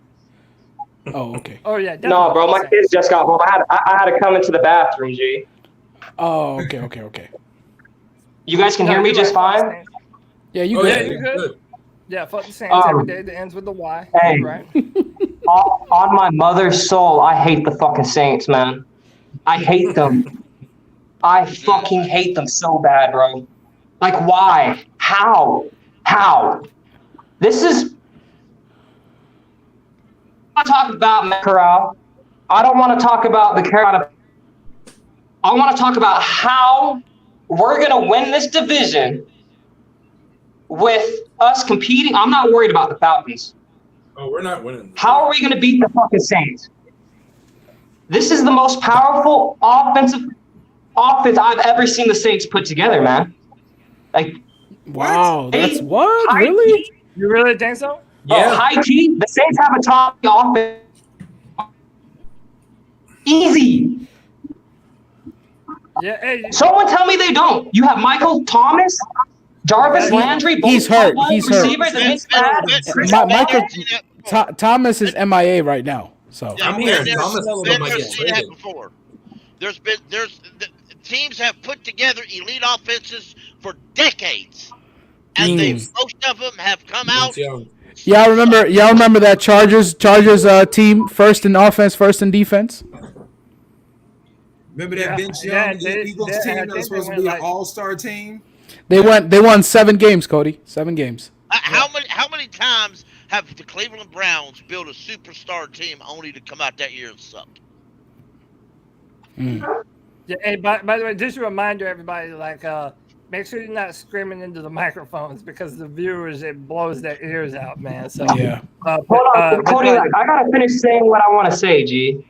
Because I can't believe some of these fucking Panther fans, man. When we get our ass kicked by the fucking Saints every year, the Saints are 4-0 against the Buccaneers the past 2 fucking years. Yeah, that's true. But did you trust Jameis? Oh, they added Marcus. Dude, Jameis Winston, bro. All of you motherfuckers was wanting Jameis Winston this offseason, bro. And Panther Pickle, I don't want to hear from you, bro, because you wanted Jameis Winston hell bad, bro. One, don't go at nobody, man. Keep it friendly. No, I'm not going for that shit, man. We need to put some respect towards the fucking Saints, man. I'm sick of. All right, G baby, I'll let you in, bro. You can't go at people. That's my only rule. Okay, I'm gonna let you back in. We're cool. Look, this is what I gotta say, man. Jameis Winston. I mean, look, up until this point, yeah, he's the best option that the Saints have. But to this point, no one has seen Jameis Winston put together a full top to bottom season. That's franchise quarterback, bro. And he's hurt. Even when he throws 30 touchdowns, he throws 30 interceptions as well. So it's like, I'm not. He went 16-14 or 16-4. They have a good team, but I'm not 100% sold like the Saints or some. Like, I'm not ready to call them like ready to compete for the division. Maybe I'm being, maybe I'm being biased. I don't know. I don't think that they're that much better than us on paper. I really don't. They're not. Exactly. My trade for Thomas. The Saints, like so many other games we lost this past season, we got out-coached. Talent-wise, the Panthers have just as much talent on both sides of the ball as any of the teams in the NFL. Hold on. You're a Saints fan? Our coaching. No, you're a Panther fan. Oh. Wait, also, are we going to pretend like the last time the Panthers played Jameis, like our defensive line didn't absolutely beat his ass? Like, is that something that? Because last time I remember, that is something that happened. Yep. It's all our season's gonna come down to coaching, guys. That's it. As they said, our players, player for player, can compete with anybody in the league. It's gonna come down to can our coaching staff rise up to the level of these other NFL coaches and out-coach somebody. So they don't have a running back. They have sketchy tight ends. They have Mark Ingram as their backup. He shits on us every time. And he'll be hurt more than he plays. He always has. You guys are tripping, man. They have 2 Pro Bowl receivers, a first round, in my opinion, the best receiver in the draft. They still have Jameis Winston. They added 2 Pro Bowl safeties, Marcus May, and they just added Honey Badger. They still have Marcus Lattimore. They still have Chauncey Gardner. What are you guys talking about? Again, you're putting a lot of stock in a rookie wide receiver. Michael Thomas is a shell of himself. Yeah. Rookie wide receiver. And this is not Sean Payton coaching on the sideline. This is we got to put that song on. Sean Payton. Quality coach. Nowhere near Sean Payton is what kept that Saints team together and kept them relevant. There's a reason why Sean Payton dumped them and moved on. Hey, all I gotta say, it doesn't make sense for Sean Payton to come here after he leaves the Saints. It really doesn't. Thank God. Thank God. He's not coming here. He ain't coming here. He has his eyes on that big star down there in Texas. I'm about to pull up the article, but what did y'all think of that? So apparently the author of that, the guy that wrote that article, he's still on Twitter, even after Matt Rule, denied anything like that. He went out on Twitter and said that he maintained that was real, that David Tepper was trying to convince. Does that not sound like something the Panthers would do, though? Wouldn't you want him, though? Hold on, G baby, you don't want you wouldn't want Peyton here? No, hell no! I will boycott. Bro, you just sung the praises of the Saints, but you don't want to do that made them. So we would have to trade for right. So what I'm saying is other Saints team, but so what I'm saying is why in terms of the development that Drew Brees had under that system, wouldn't that be beautiful for Corral? I mean, I even said this, and Cody seconded me on this. If Corral can sit down with Drew Brees, that would be the perfect quarterback to sit down to and really help him with his stride and throwing the ball. Because Corral is accurate. It's just the way that he throws the ball 100 miles an hour that really gets him in trouble. Like operating an NFL offense, right? Like what he was talking about that press conference, making checks on run plays and all different kinds of plays. Like Drew Brees was the master at that. Right. My thing is this: one, it doesn't surprise me that David Tepper is willing to throw an ungodly amount of money at the next big name that he hears. That sounds 100% like David Tepper. My problem is I don't necessarily know if Sean Payton would actually want to come here. Like he wants to go to the Cowboys. Again, Sean Payton is under contract with the Saints until 2024. So even if the Panthers were interested, they would have to trade to something. Not if they just released the contract. Not if they would just release the contract. They're not going to release the contract. Right. Carolina. And we gave up a third rounder next year too already. Yeah, there ain't no way in hell that the why would they release him so he could go to a division rival? They've got but no, what I meant like he's probably not coming to a division rival if he goes to a Cowboys team, or if he goes to a team that really needs outside of this division, then it could happen. Anybody that signs Sean Payton is going to have to trade for him because the Saints aren't going to release him. Reminds me of Tom Brady. When Tom Brady retired, there was all this talk about him going somewhere else. He was going to go somewhere else. And Bruce Arians got up there and said, he's under contract with us, and we'll trade him for about 3 first-round picks, or something such as that. And all of a sudden, out of the blue, Tom Brady come back to the Bucs. Yeah, man. And it's like, I don't doubt that happens all the time. But do you remember that there were listen, y'all remember in the news recently, there was reports that the Miami Dolphins, they were going to get Tom Brady and Sean Payton. Yeah. So why would Sean Payton come coach Corral when he had the chance to do it with Brady? We're not saying he would come here. We're just saying that would be pretty good for him. And that would definitely be good for Matt Corral. Look at what he did with Drew Brees, man. Man, fuck Sean Payton and the Saints, man. I don't want nothing to do with the bitch ass motherfuckers, man. Fuck them. I don't give a fuck how much success they've had. Bro, I can't even be mad at that, bro, because I'd be hating his duck face. Give me Aaron. Right. Yeah, what are you guys talking about, man? We're not, D-Baby, come on, brother. I know you can hear me, brother. Well, we're saying it could be good. No one said we want him. We're just saying it could be good. It could be good for his development. If he comes to the Panthers will lose the most loyal fucking fan in America, bro. I guarantee you they won't. I guarantee you they won't. But like, my thing is this, though. But listen, if the Panthers actually got Sean Payton, it'd be one of those scenarios where it's like, yeah, man, I don't like the dude, but I can't deny what he's been able to do as a head coach. Hey, Cody, Panther fans wanted John Gruden. Okay, so no, listen. They were all over Twitter. We're like, listen, it was a couple months ago. They were like, listen, we want Gruden. And listen, I wouldn't listen if he wasn't such a bigot. I wouldn't be opposed to it. Oh, I hated it. I was laughing at the Raiders. Weren't Panther fans like wanting him, like before he went to the Raiders? Right? Yeah, I did. Yeah. I wanted Bill Cowher, but now they wanted Bill Cowher for years. Yeah. But listen, at the end of the day, it's like we might as well be talking about the fucking Easter Bunny, man. Right. Yeah, he's not coming to Carolina. The Panthers. Matt Rule will be here next year. Come hell or high water, guys. We may as well get over it and move on. That is and that's another thing that we have to discuss, man.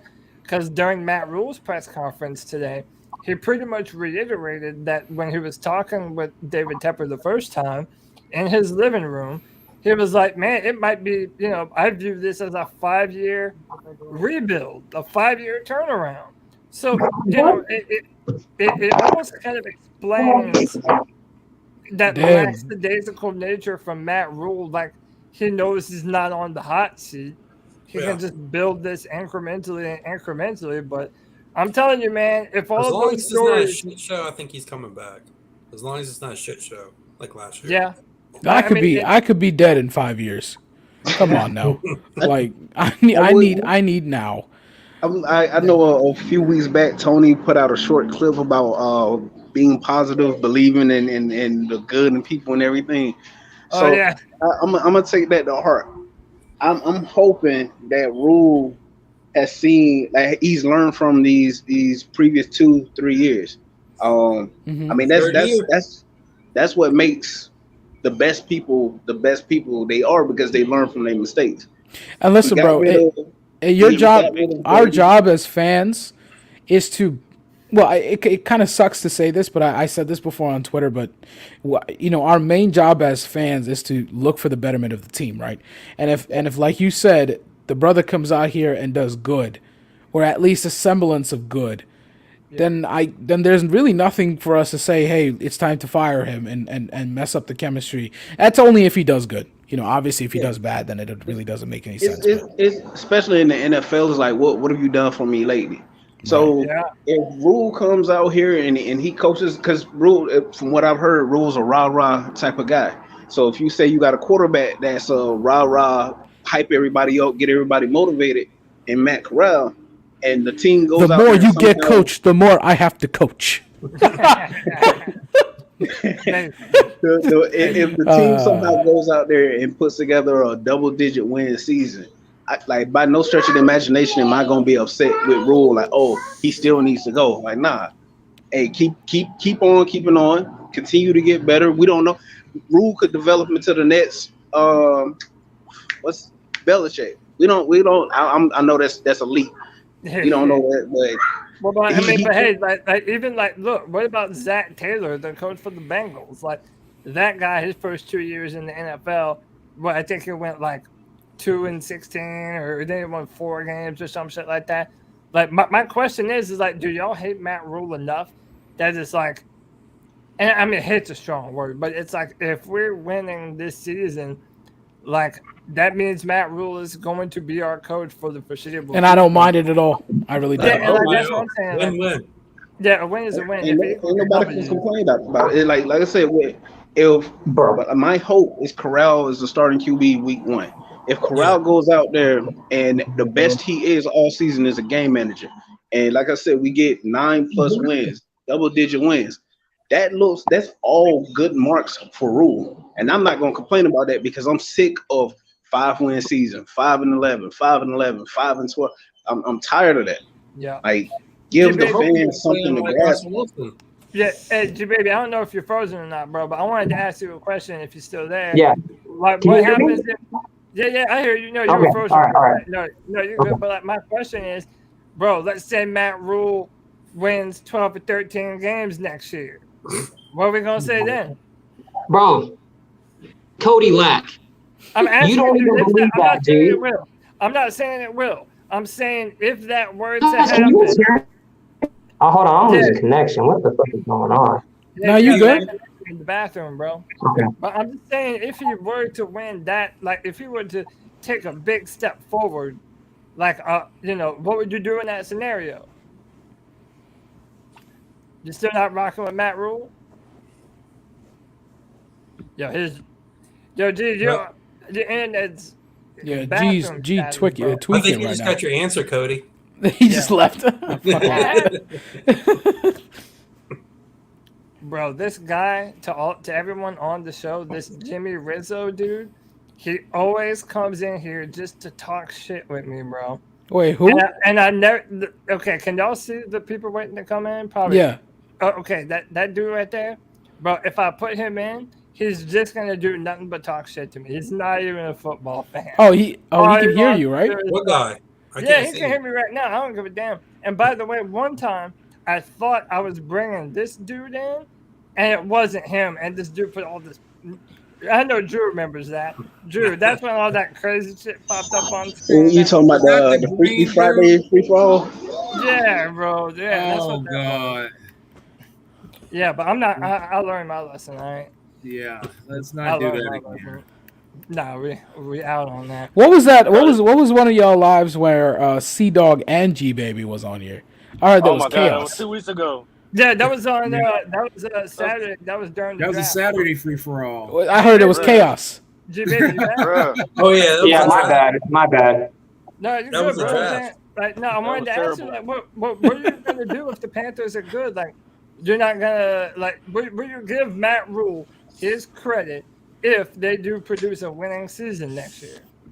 Cody Lack, we're a 2-win team this year. Oh. That's not what he asked you, though, G. I admire your consistency. Wow. Have you guys gone over the schedule? We have. G baby, who we beating then? Who we beating? Atlanta. and that's it. Atlanta, both games. Those are our 2 wins. Is against Atlanta. Wow. So we can't beat the Giants. No, we're not beating the Giants.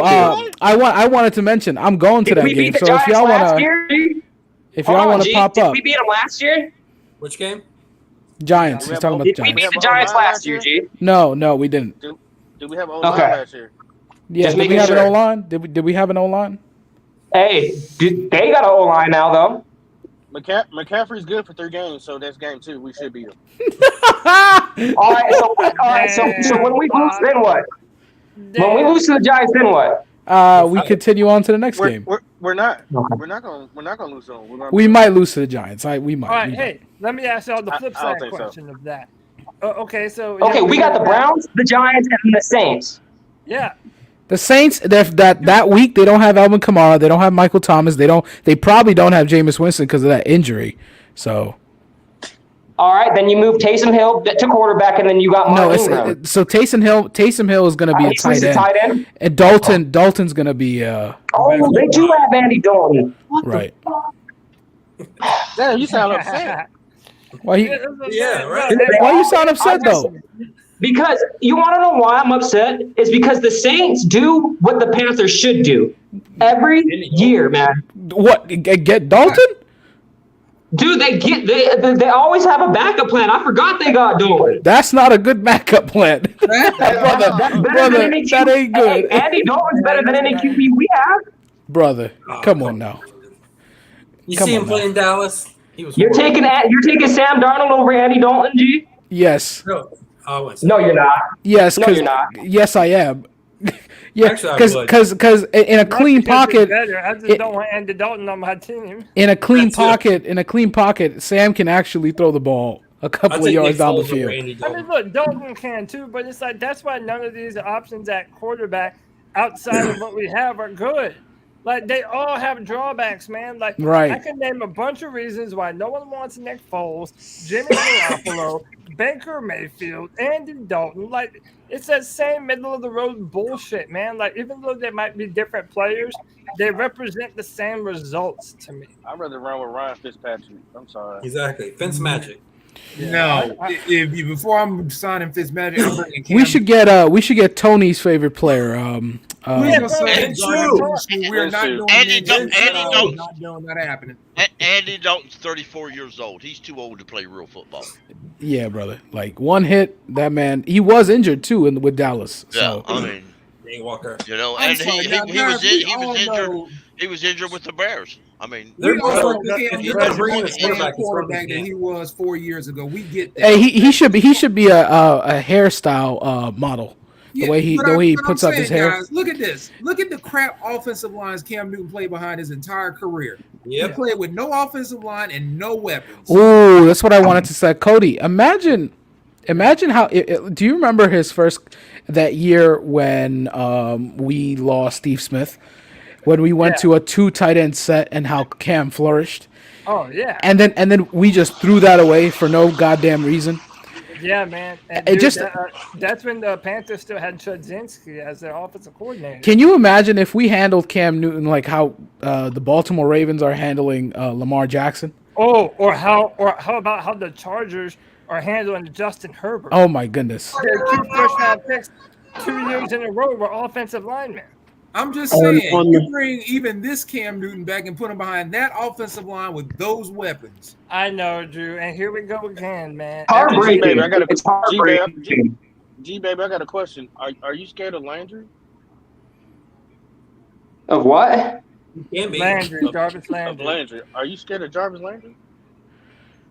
He's a 5-time Pro Bowler, G. Oh my dear God. Yeah, but Are you scared?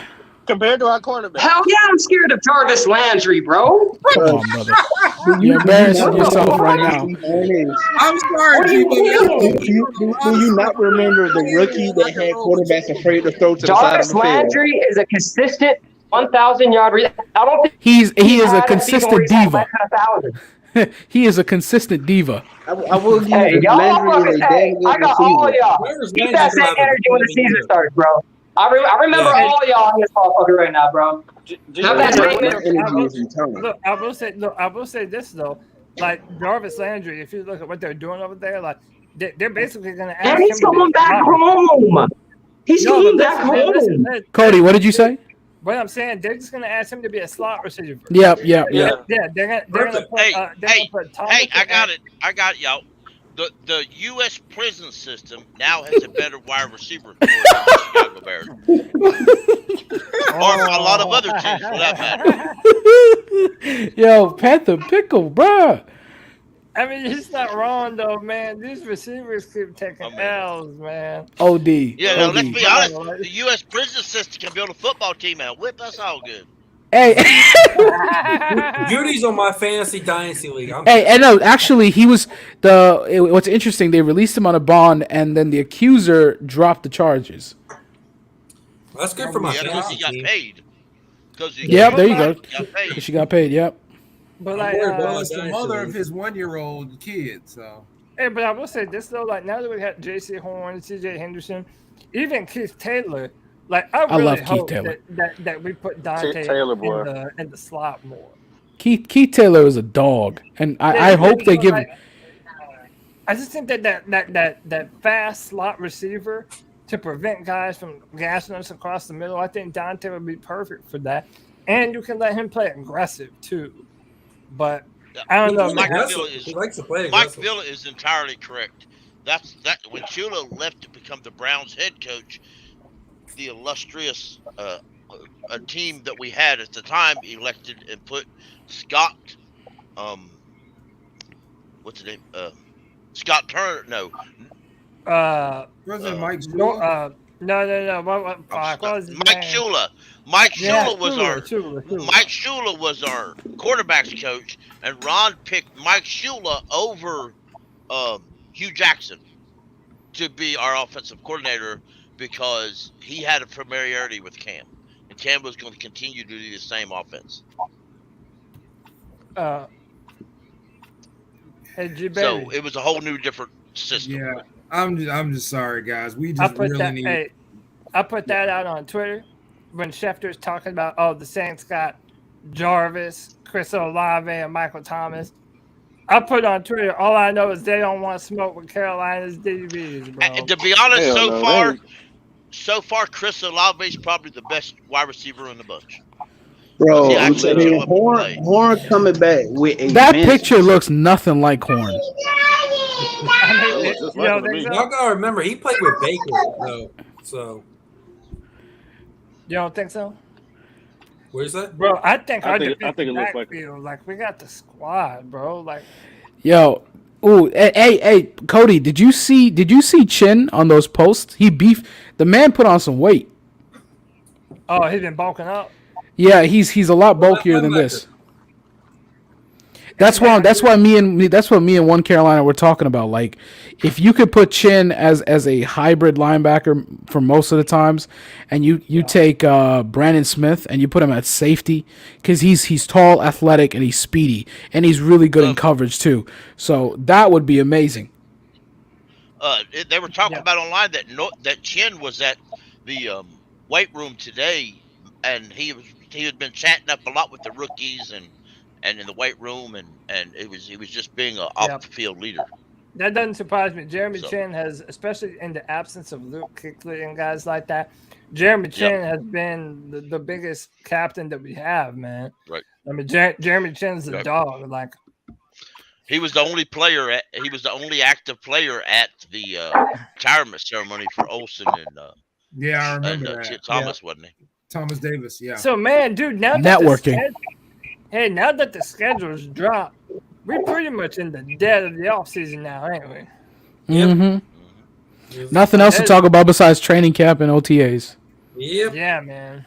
Crap. It's Hey, gonna be a long summer, man. Kind of off topic. The Chargers were brought up a little bit ago. Did anybody watch the Chargers schedule release video? Dude, that was so dope. That was so dope. Dude, I ain't even gonna front. Anytime you have I don't watch a lot of anime in my life. Me too. He was a kid. It shows you going through his progression. Yeah. Hey, Cody, you remember college? Yeah, you remember week 5 though? That week 5 image. It's like the lawyers redacted it. I was on the floor. He's laughing so damn hard. And by the way, so for those of you who don't know, we're talking about the Chargers schedule release. If you're an anime fan, especially, you have to go watch it. You have to check it out. it's so cool. And by the way, there's so many Easter eggs too. Not only did they roast the Falcons with 28-3, they roasted the Browns. They roasted the Raiders. Hey, they called Kyler Murray. What they call him? They called him too short or something like that. What did they say? Deleting the post. He was deleting his Instagram post. He was deleting his Instagram post, but also, did y'all see Jacksonville? Yeah. The club. Oh my God! I'm happy to go back and watch that one. I didn't get a chance to see it. I gotta watch that. You can put Cody. Put it on. That's the thing. I'm afraid to play it because I'm afraid they're gonna copy strike my. Oh, you're right. Yeah, you're right. Y'all hear about Malik Willis? No, what happened? Oh yeah, Ryan Tannehill talking about Ryan Tannehill. Yeah, well, see, Malik Willis was on the interview today, and they asked him about it. He said he didn't know because he said when the report came out, him and a bunch of the rookies were at Ryan Tannehill's house having dinner, eating, chilling, all talking, and Ryan Tannehill says, "I'm not really here to lead you. We're here to compete with each other, and we're here to help each other out as we go." And Malik didn't even have an issue with it, so. No, he said we was all there chilling. That's what you do in football. And by the way, y'all, like, listen, maybe it would have been the better, preferred, gentlemanly answer to say, "Oh yeah, I'm gonna show the young guy the ropes." But the simple fact of the matter is, it's not his job to be a mentor or to be a leader or whatever the hell. Like, they're competing for the same. Brett Favre was never a mentor. Brett Favre was never ever a mentor. You're a grown man. You're a grown man. Once you step into this position, you got to be out for yourself. So that's just what it is. The best man wins the job. But who did that? The roster reveal y'all talking about? I want to try to. The Los Angeles Chargers. I know I retweeted it. Yeah, man. On that whole Tannehill thing, bro. That's you can't get mad at a man for saying that. That's like some big brother, little brother. Like, until you can beat me, I'm gonna just keep dogging you until you.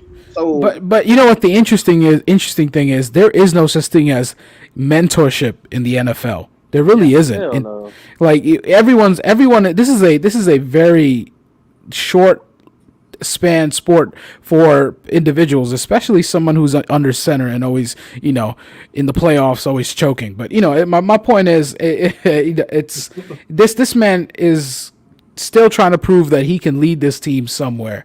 And he has no business mentoring him. Now, I was on Keep Pounding TV, and they were talking about he should have said something differently. But in my opinion, it is what it is. You want to get mentorship? You go talk to Peyton and go to his school that he has. You go talk to Warren Moon, who definitely sticks his neck out. Kurt Warner, too. Kurt Warner. You go out there to talk to people who are actually active and still goes to different camps. Like, for instance, you want to be a good linebacker? You need to go holler at Luke Kuechly because he travels around to different camps and helps out. Hey, bro, that's another thing too. I wanted to mention. Have y'all been seeing Luke? Shit's fire. Did you see his top 5 linebacker list? Cody, when he was talking, he was kind of spacing out, brother. I'll be honest with you. See, I didn't really even see all the clips. I just heard everybody was saying that he was good. What I saw in his full like when he was talking, at times that brother was spacing out. I'm like, man. He might be high now, though, bro. He might be smoking some good shit. He might be. Hey, it's good for the pain. Good for the pain. I hope he is, man. Shit, he deserves it. Yeah. I don't know. I didn't really see any of them, but like, I know a lot of us had been wondering for a long time, like, what is Luke Kuechly's career? How does it involve football? Is he going to be? You don't want to coach. You don't. We know he tried to.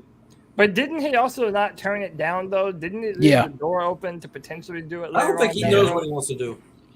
Well, he's still young, man. That's what I said too. I think my man Luke, and this is no slander, I think my man's going through something of like a midlife crisis. Like, he wants to, he probably still wants to play football. Yeah, but his wife is like, hell no. Well, but his body just won't let him play no more. If you look at him, he don't even have the physique to play football right now. Right. I mean, he just doesn't. I mean, he let go, but I mean, when he retired, he did. It's just that now it's like. Yeah, exactly. I mean, I saw Gronkowski with his first retirement, he slimmed down like nothing and then bulked right back up. Conditioning. Yeah, I mean, it's possible. Yeah. I just don't think he should. I don't think he should play again at all. Oh, no, he's not gonna play. Yeah, What he's was he not talking going to about, play, Keith? but I think he's just trying to figure out what he actually wants to do. Luke Kuechly was on ESPN. He's got plenty of money. You know, he's not worried about that. He helps host live on ESPN. Yeah. I mean, he talked about an assortment of things. NFL Like, Live. yeah. Yeah. He wants to try a bunch of things until something feels right. Hey, Pop, you got a Twitter? I do. I follow you. Okay. Are you? Is that the same name on Twitter? No, it's LB the man. Hold on, let me make sure. Yo, shoot me a DM on Twitter and I'll message you the Chargers thing if you ain't already found it. All right, I got you. Yeah, but man, was there anything else we needed to talk about? I think we covered everything. Schedule. I just need that rookie linebacker we drafted. I just need Brandon him Smith. to. Actually, We no, still JD, got $30 JD, million above the cap. JD, let's actually go on. And that next for- year we're 37 below the cap. I mean, over the cap. The cap is non-existent. That's not true. That's not true. But hold on, I wanted to ask y'all this though. Like, what do y'all think our linebacking core looks like this year? Because, like, are we just assuming? And I think this is a good question. Someone else posed it, I think, on Twitter, but I'm not entirely certain. Do we think Brandon Smith is a day one starter at linebacker? He shouldn't be. Or is it going to be some of the free agents? But they'll force him out there because we don't have a middle linebacker right now. And they traded up for him. I mean, talent-wise, I don't think they have him listed as. I don't think they want him to play middle linebacker. That's what. So what? They're going with his traditional outside linebacker role. Yeah, because Scott Fitterer was on. It's on YouTube. Scott Fitterer was on early in the morning or late anyway. He was on with Mike Florio, and it's a long interview process. He does a long interview with him. He talks. He also says we do need help at defensive tackle and edge. No. Yep. Defensive tackle and safety. That's what he said. So Yeah, Brandon Smith can play safety, but safety and defensive tackle. They need another edge. But Barno, y'all gotta watch out for this man. Barno is is athletic. I'm with Tony. They need to convert Barno to a tight end. You said tight end. Yeah, that's the dude that ran 4.36, 5.6, ran a 4.3. Converted that, put his ass on offense. Let's convert Chin to wide receiver. Running back too. No. Tony has been on that big on Tuesdays, man. He's been saying. Is he serious, Cody? Is he serious? I mean, he probably is, but we know it's not going to happen. But I mean, that type of athleticism. That man, but he only had like 3 sacks in college, right? Can I ask you a question? Yes. Yeah. And I'm gonna get off after this question because I gotta take this phone call. Is there a way that we can put Barnes on one side and Barno on the other? I'm sorry. Say that again.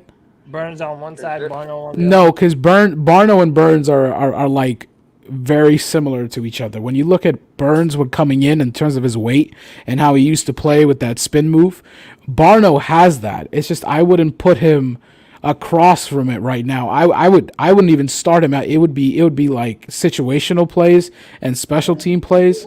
Like Cody, have you watched tape on Barno? Yeah, I watched the film.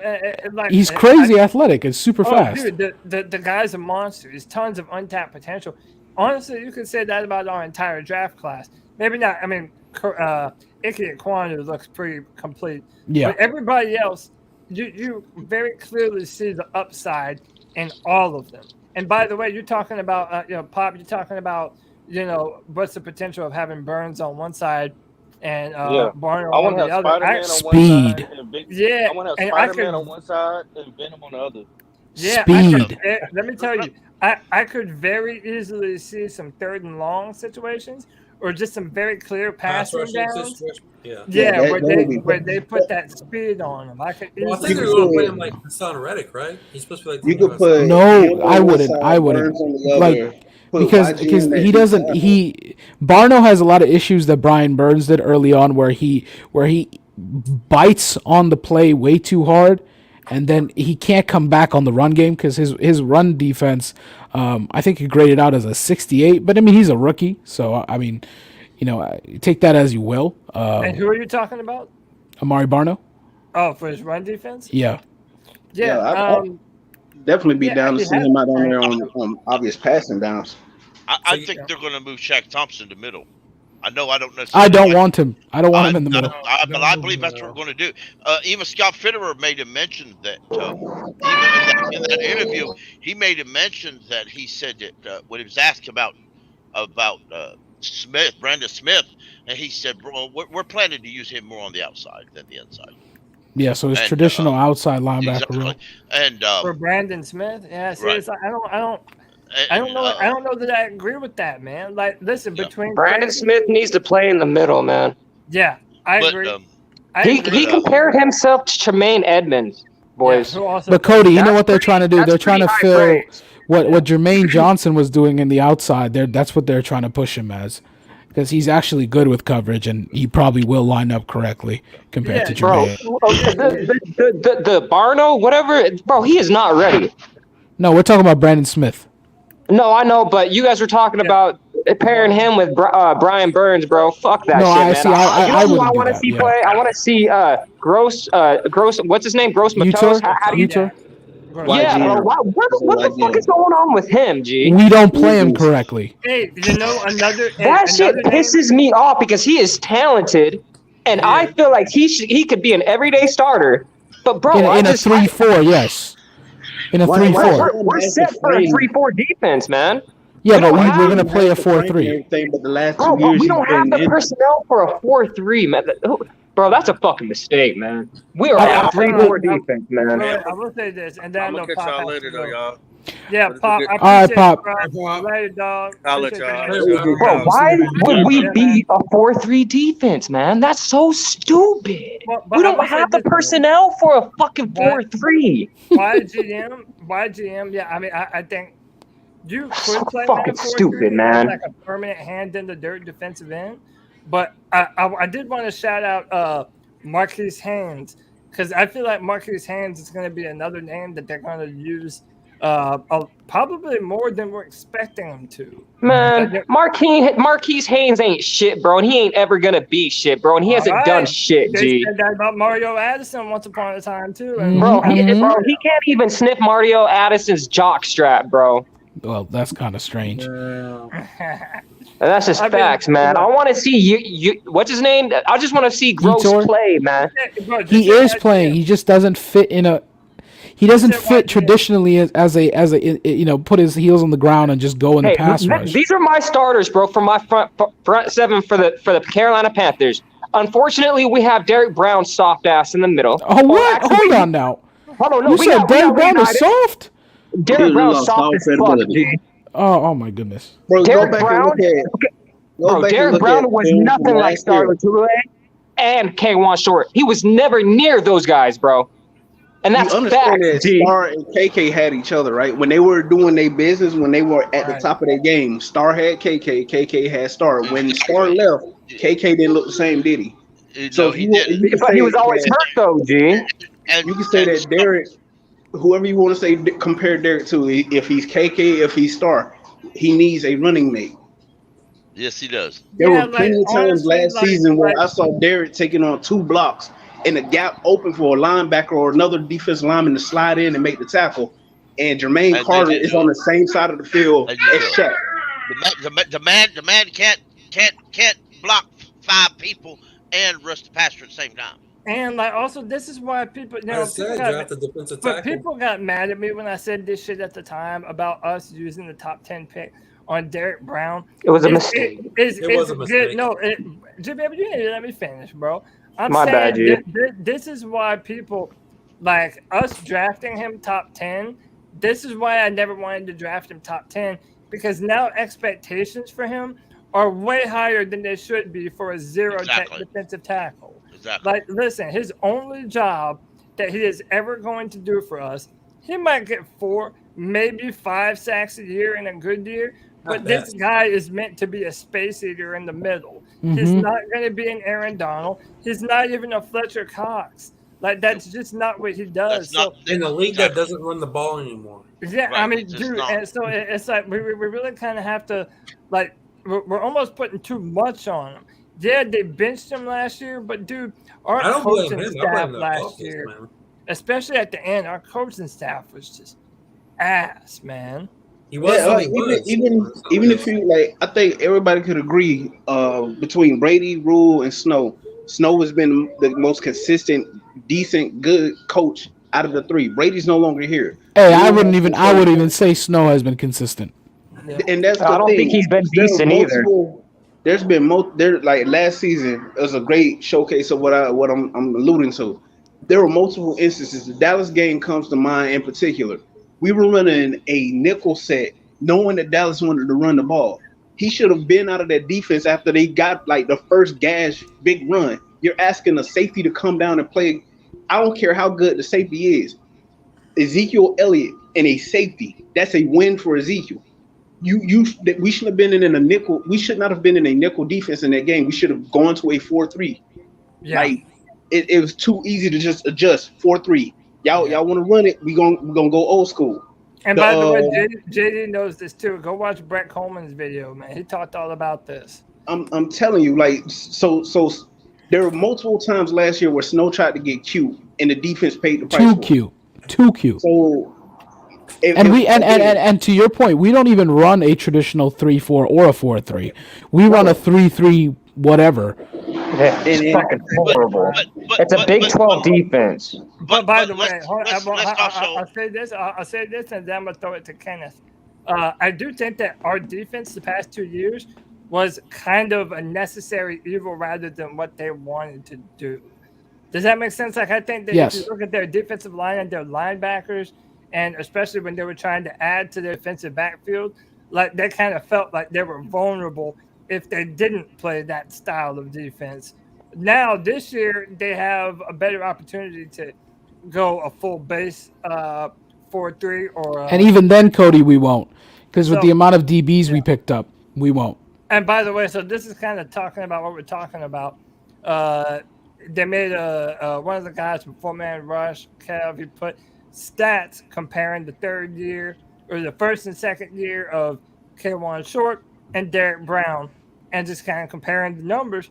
They're actually kind of comparable. And then, funny enough, later on in that thread, K1 Short comments, and he says, D Brown going to be good. I can tell you that firsthand. Yeah, is this man, like, wasn't the door open for him to come back? For K1, there was rumors about it. He was at practice. Yeah, he was first at year. So, by the way, that's just for what it works, man. K1 Short is a believer in Derek Brown. Me too. Yeah, but again, man, and like even making that comparison, K1 Short and Derek Brown, again, they played different positions basically. Yep. Like, Short was a 3-tech and a 3-4, and that's not what Derek Brown does. So let's also be fair. K1 Short and Star had better coaches, even when there's rookies. Oh yeah, I mean they had Sean. Yeah, they had. That's facts. That's facts. That's fact. Yeah, that's true. I'm telling you, it's like even with the linebacking core, like it's somewhat disappointing to see Shaq. Like Shaq was with Luke for the number of years that he was, but I can vividly remember there were instances where, like I said, Cam, there were games where I could see Luke telling guys, "Move the like, bro, get the." There's a clip where I think he pushed TD or Shaq, like, get the fuck over there. You need a linebacker that's the reason why I say is it Brandon Smith, the rookie. Yeah. He probably has the talent to be a day one starter, but his knowledge next year's first round pick needs to be a linebacker. Bro, that is hold on, who just said that, bro? Who just said that about Brandon Smith? Oh no, not me. Who was that? That was JD. Bro, facts. He does not, bro. Yes. Next year's Cody. Next year's first rounder needs to be an edge rusher or a linebacker. And I know last of the 15 linebackers, only one of them panned out. But we can't. I can't do any more comp linebackers. Even as good as Thomas Davis was, there were still plenty of film where Luke Kuechly grabs him, pushes him over to the other side of the D line, and points to him where to go. Thomas Davis did. So Thomas Davis is even on film explaining that situation. Yeah, we've been crucially spoiled by Luke Kuechly. Exactly. And even before Luke, you had even before Luke. Yeah, John Beeson. Oh my God! I mean, we was been spoiled. Imagine John Beeson and Luke Kuechly together. Oh my God! Well, they were. Bro, it's so funny. Even Shaq Thompson. Shaq Thompson is not the centerpiece of your linebacking core, but when we had prime Luke, TD, and a young Shaq, dude, that was a badass linebacker. That was bad as fuck. That was, Cody, we can go at those times. We can go middle field coverage. We can play Tampa 3. We can come down in the box. Oh my goodness, it was. But the thing is, they put fear into them running backs and them QBs, man. Even the offensive linemen, man. I'm telling you, man. Offenses were scared of Luke, TD, and Shaq, man. And that's fact. He had an interview where he's talking about Luke was the hardest linebacker to play against. Like, you call an audible and Luke audibles to the like he's countering. Like, Luke was on demon time, man. Hey, 10 steps ahead. Oh, that white boy too, man. Offensive coordinator stayed awake at night trying to figure out ways to scheme against Luke Kuechly. Someone's on that motorcycle. I want to throw this out there. Compare last year's defensive coaches to this year's defensive coaches. We got Paul Pasqualoli, Mike Servio, and Steve Wilkes, and Terrence Knight, but to compare them, and Al Holcomb, by the way, to compare this year's to last year's, if Snow listens to some of them, and by all intents, if you listen to his interviews, I think he will. I believe he will listen to them, and some of these issues he's had in the last couple of years, maybe I'm hoping that they'll be fixed. Because these guys know what they're doing in the NFL level. And they know there's certain, when you're 3-1, don't line up in the nickel set and everybody drop back to coverage. You leave one defensive lineman at the line. Yeah. I mean, dude, like, it's that weird time, man, where I feel hopeful about this Panthers team. And I feel like I have reason to be hopeful. Like, we have good players, y'all. Yep. We have players that can make us go far. I mean, a legit playoff push. Comes down to coaching. are we finally going to realize that potential, man? And not just coaching. It comes down to more schemes than anything else. Like, when I say, like, hey, let's go play a regular 4-3, but then we pick up so many cornerbacks, and it just tells me that we're going to keep doing the same thing. And, we're going to have the same issues on defense with tackling. Because, I mean, let's be realistic. You can have a bunch of corners in the backfield, and you can't ask these guys to play like an actual linebacker when it comes down to it, right? So, run defense, I'm hopeful that, Amari Barno can actually click. But in the beginning, like I said, it's going to be tough. It's going to be tough. Yeah, dude, it's going to be tough. And, like, I asked this last Friday, but, like, do we trust our coaching staff to be able to polish up all these players that need some polish, right? They're not ready to play just yet. So I'm hopeful. Yeah, I'm hopeful too, man. Definitely hopeful, man. Well, yeah, we shall see. Guys, we've been about 2 hours and 10 minutes, man. Good stuff. That's a damn good podcast, if I do say so myself, man. Fantastic show today. Does anybody have anything they want to plug or say before we get out of here? Kib, promote your channel, man. It's a blessing to be here. Dealing with, I've been dealing with a bunch of stuff. Even finding the want and need to go on a podcast and talk about the Panthers. Yeah. But shout out to C3, shout out to Pat Coltrane, shout out to Keep Pounding TV, shout out to John. One Carolina's coming back. Yeah, shout out John. Love John. PMP. I mean everybody, and I don't beef with anybody. I show love, except on Twitter. Yeah. I will beef with you on Twitter. Twitter is for beef. Right. So Twitter is for beef. Right, No, respectfully. I've always said this about all Panthers, podcast creators. Like the rising tide lifts all boats, man. All boats. Like, we can all be successful doing this shit. So, yeah. But shouting out NLP. We just got a new intro and outro done, and I think it's fire. So check us out. It's the NLP podcast. You can find the 9 Lives Panther podcast. It's on Twitter. Just check us out. Give us a shout out. We're doing a 500 subscriber giveaway. So I mean, we're giving away a gift card, merchandise. And what else? Merchandise to our own podcast. So, I mean, listen, it's free stuff. So get in there. Hey, man, check them out. Check out 9 Lives Panther podcast, man. Boys, this has been another edition of the Free For All, man. Shit, it's been a good-ass day. Hopefully there will be some kind of news next Friday. But y'all know we'll be back Tuesday night, every Tuesday night at 9 p.m. for our flagship C3 Panthers podcast where me, Tony, Greg, and CK are going to talk about all the Panthers news and opinions that there are to be had, man. But does anybody have anything else they want to say before we jump out of here? Let's just hope no other Panthers get arrested this week. Yeah. Hey, say that again, man. No more arrests. They need to go home. They need to go to bed. They need to do like Matt Corral and learn the playbook. Right. That's a fact. Hey, Cody, you see Doctor Strange yet? Yes, that was awesome. Believe it or not, dude, I've had a fucking... It's been crazy. Cody, you need to get in there and watch that. I know. I need to quit fucking around. I'm probably going to do it this weekend. God, the gruesomeness of it and the jump scares. Oh, my goodness. Wait, what movie is this? Doctor Strange. Yeah. Hey, without spoilers, Kevin, you know the first jump scare was in that temple where the light. I jumped out of my seat. I'm like, oh my God. I was surprised how brutal it was. I'm glad y'all told me about that. Now I can go into the shit prepared. I know. It's like a horror. Listen, Cody, that whole movie was not fair to that. I don't want to say her name. To the woman. Yeah. I mean, it wasn't fair.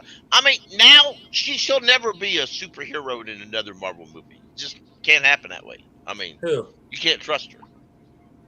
I see. Okay, no spoilers. No spoilers. I mean, how can you be a superhero and actually trust her if she comes to help you guys? I mean, I already think I know who he's talking about. If you look at the comics, though, it plays out really similar to Secret War and the House of M. Yeah. I mean, they trust her later on, but anyways, and no spoilers. Yeah. And no, House of M is awesome. I love that. I want to throw this out there to the Saint fans and the Falcon fans that keep coming to chat. It don't matter how much you run your mouth about, your team still sucks. They will always suck. They sucked when they went to the Super Bowl, and they will always suck. And if they don't suck, Drill Sergeant Kenneth, they probably suck in the locker room. If you know what I'm trying to say. And there's some undercover brothers. Yeah, man. and Sean Payton, let me tell you what kind of coach he is. He lost the quarterback that took him to the Super Bowl. Because Bill Parcells, when Sean Payton first took on Bill Parcells after he left the Cowboys, Bill Parcells got in front of the press conference after Sean Payton and Drew Brees whipped him. He said, y'all know that whole thing runs around Drew Brees, don't you? Without him, it ain't nothing. And he's right. When Drew Brees retired, Sean Payton, it didn't work. Chum bucket. He tried Teddy Bridgewater, didn't work. He tried this other dude, got hurt, didn't work. So when the going got tough and the cap got high, Sean Payton bailed. Yeah. Just like sorry-ass loser he is. Hey, this is what I want to leave Saints and Falcons fans with. 1, 28-3, and number 2, Diggs, sideline, touchdown. Keep pounding, baby. That's it for another edition of the C3 Friday Free For All. I'm your host. Then he hits y'all with the "Are you not entertained?" too. Yeah, are you not entertained? Are y'all not entertained? Hit that like button, hit the subscribe, hit the notification bell every single time we go live. Once again, I'm Cody Lashney. I'll kick it with y'all again this Tuesday for another edition of the Friday Free for All. Keep pounding. Keep pounding, Brad. Keep pounding, motherfucker.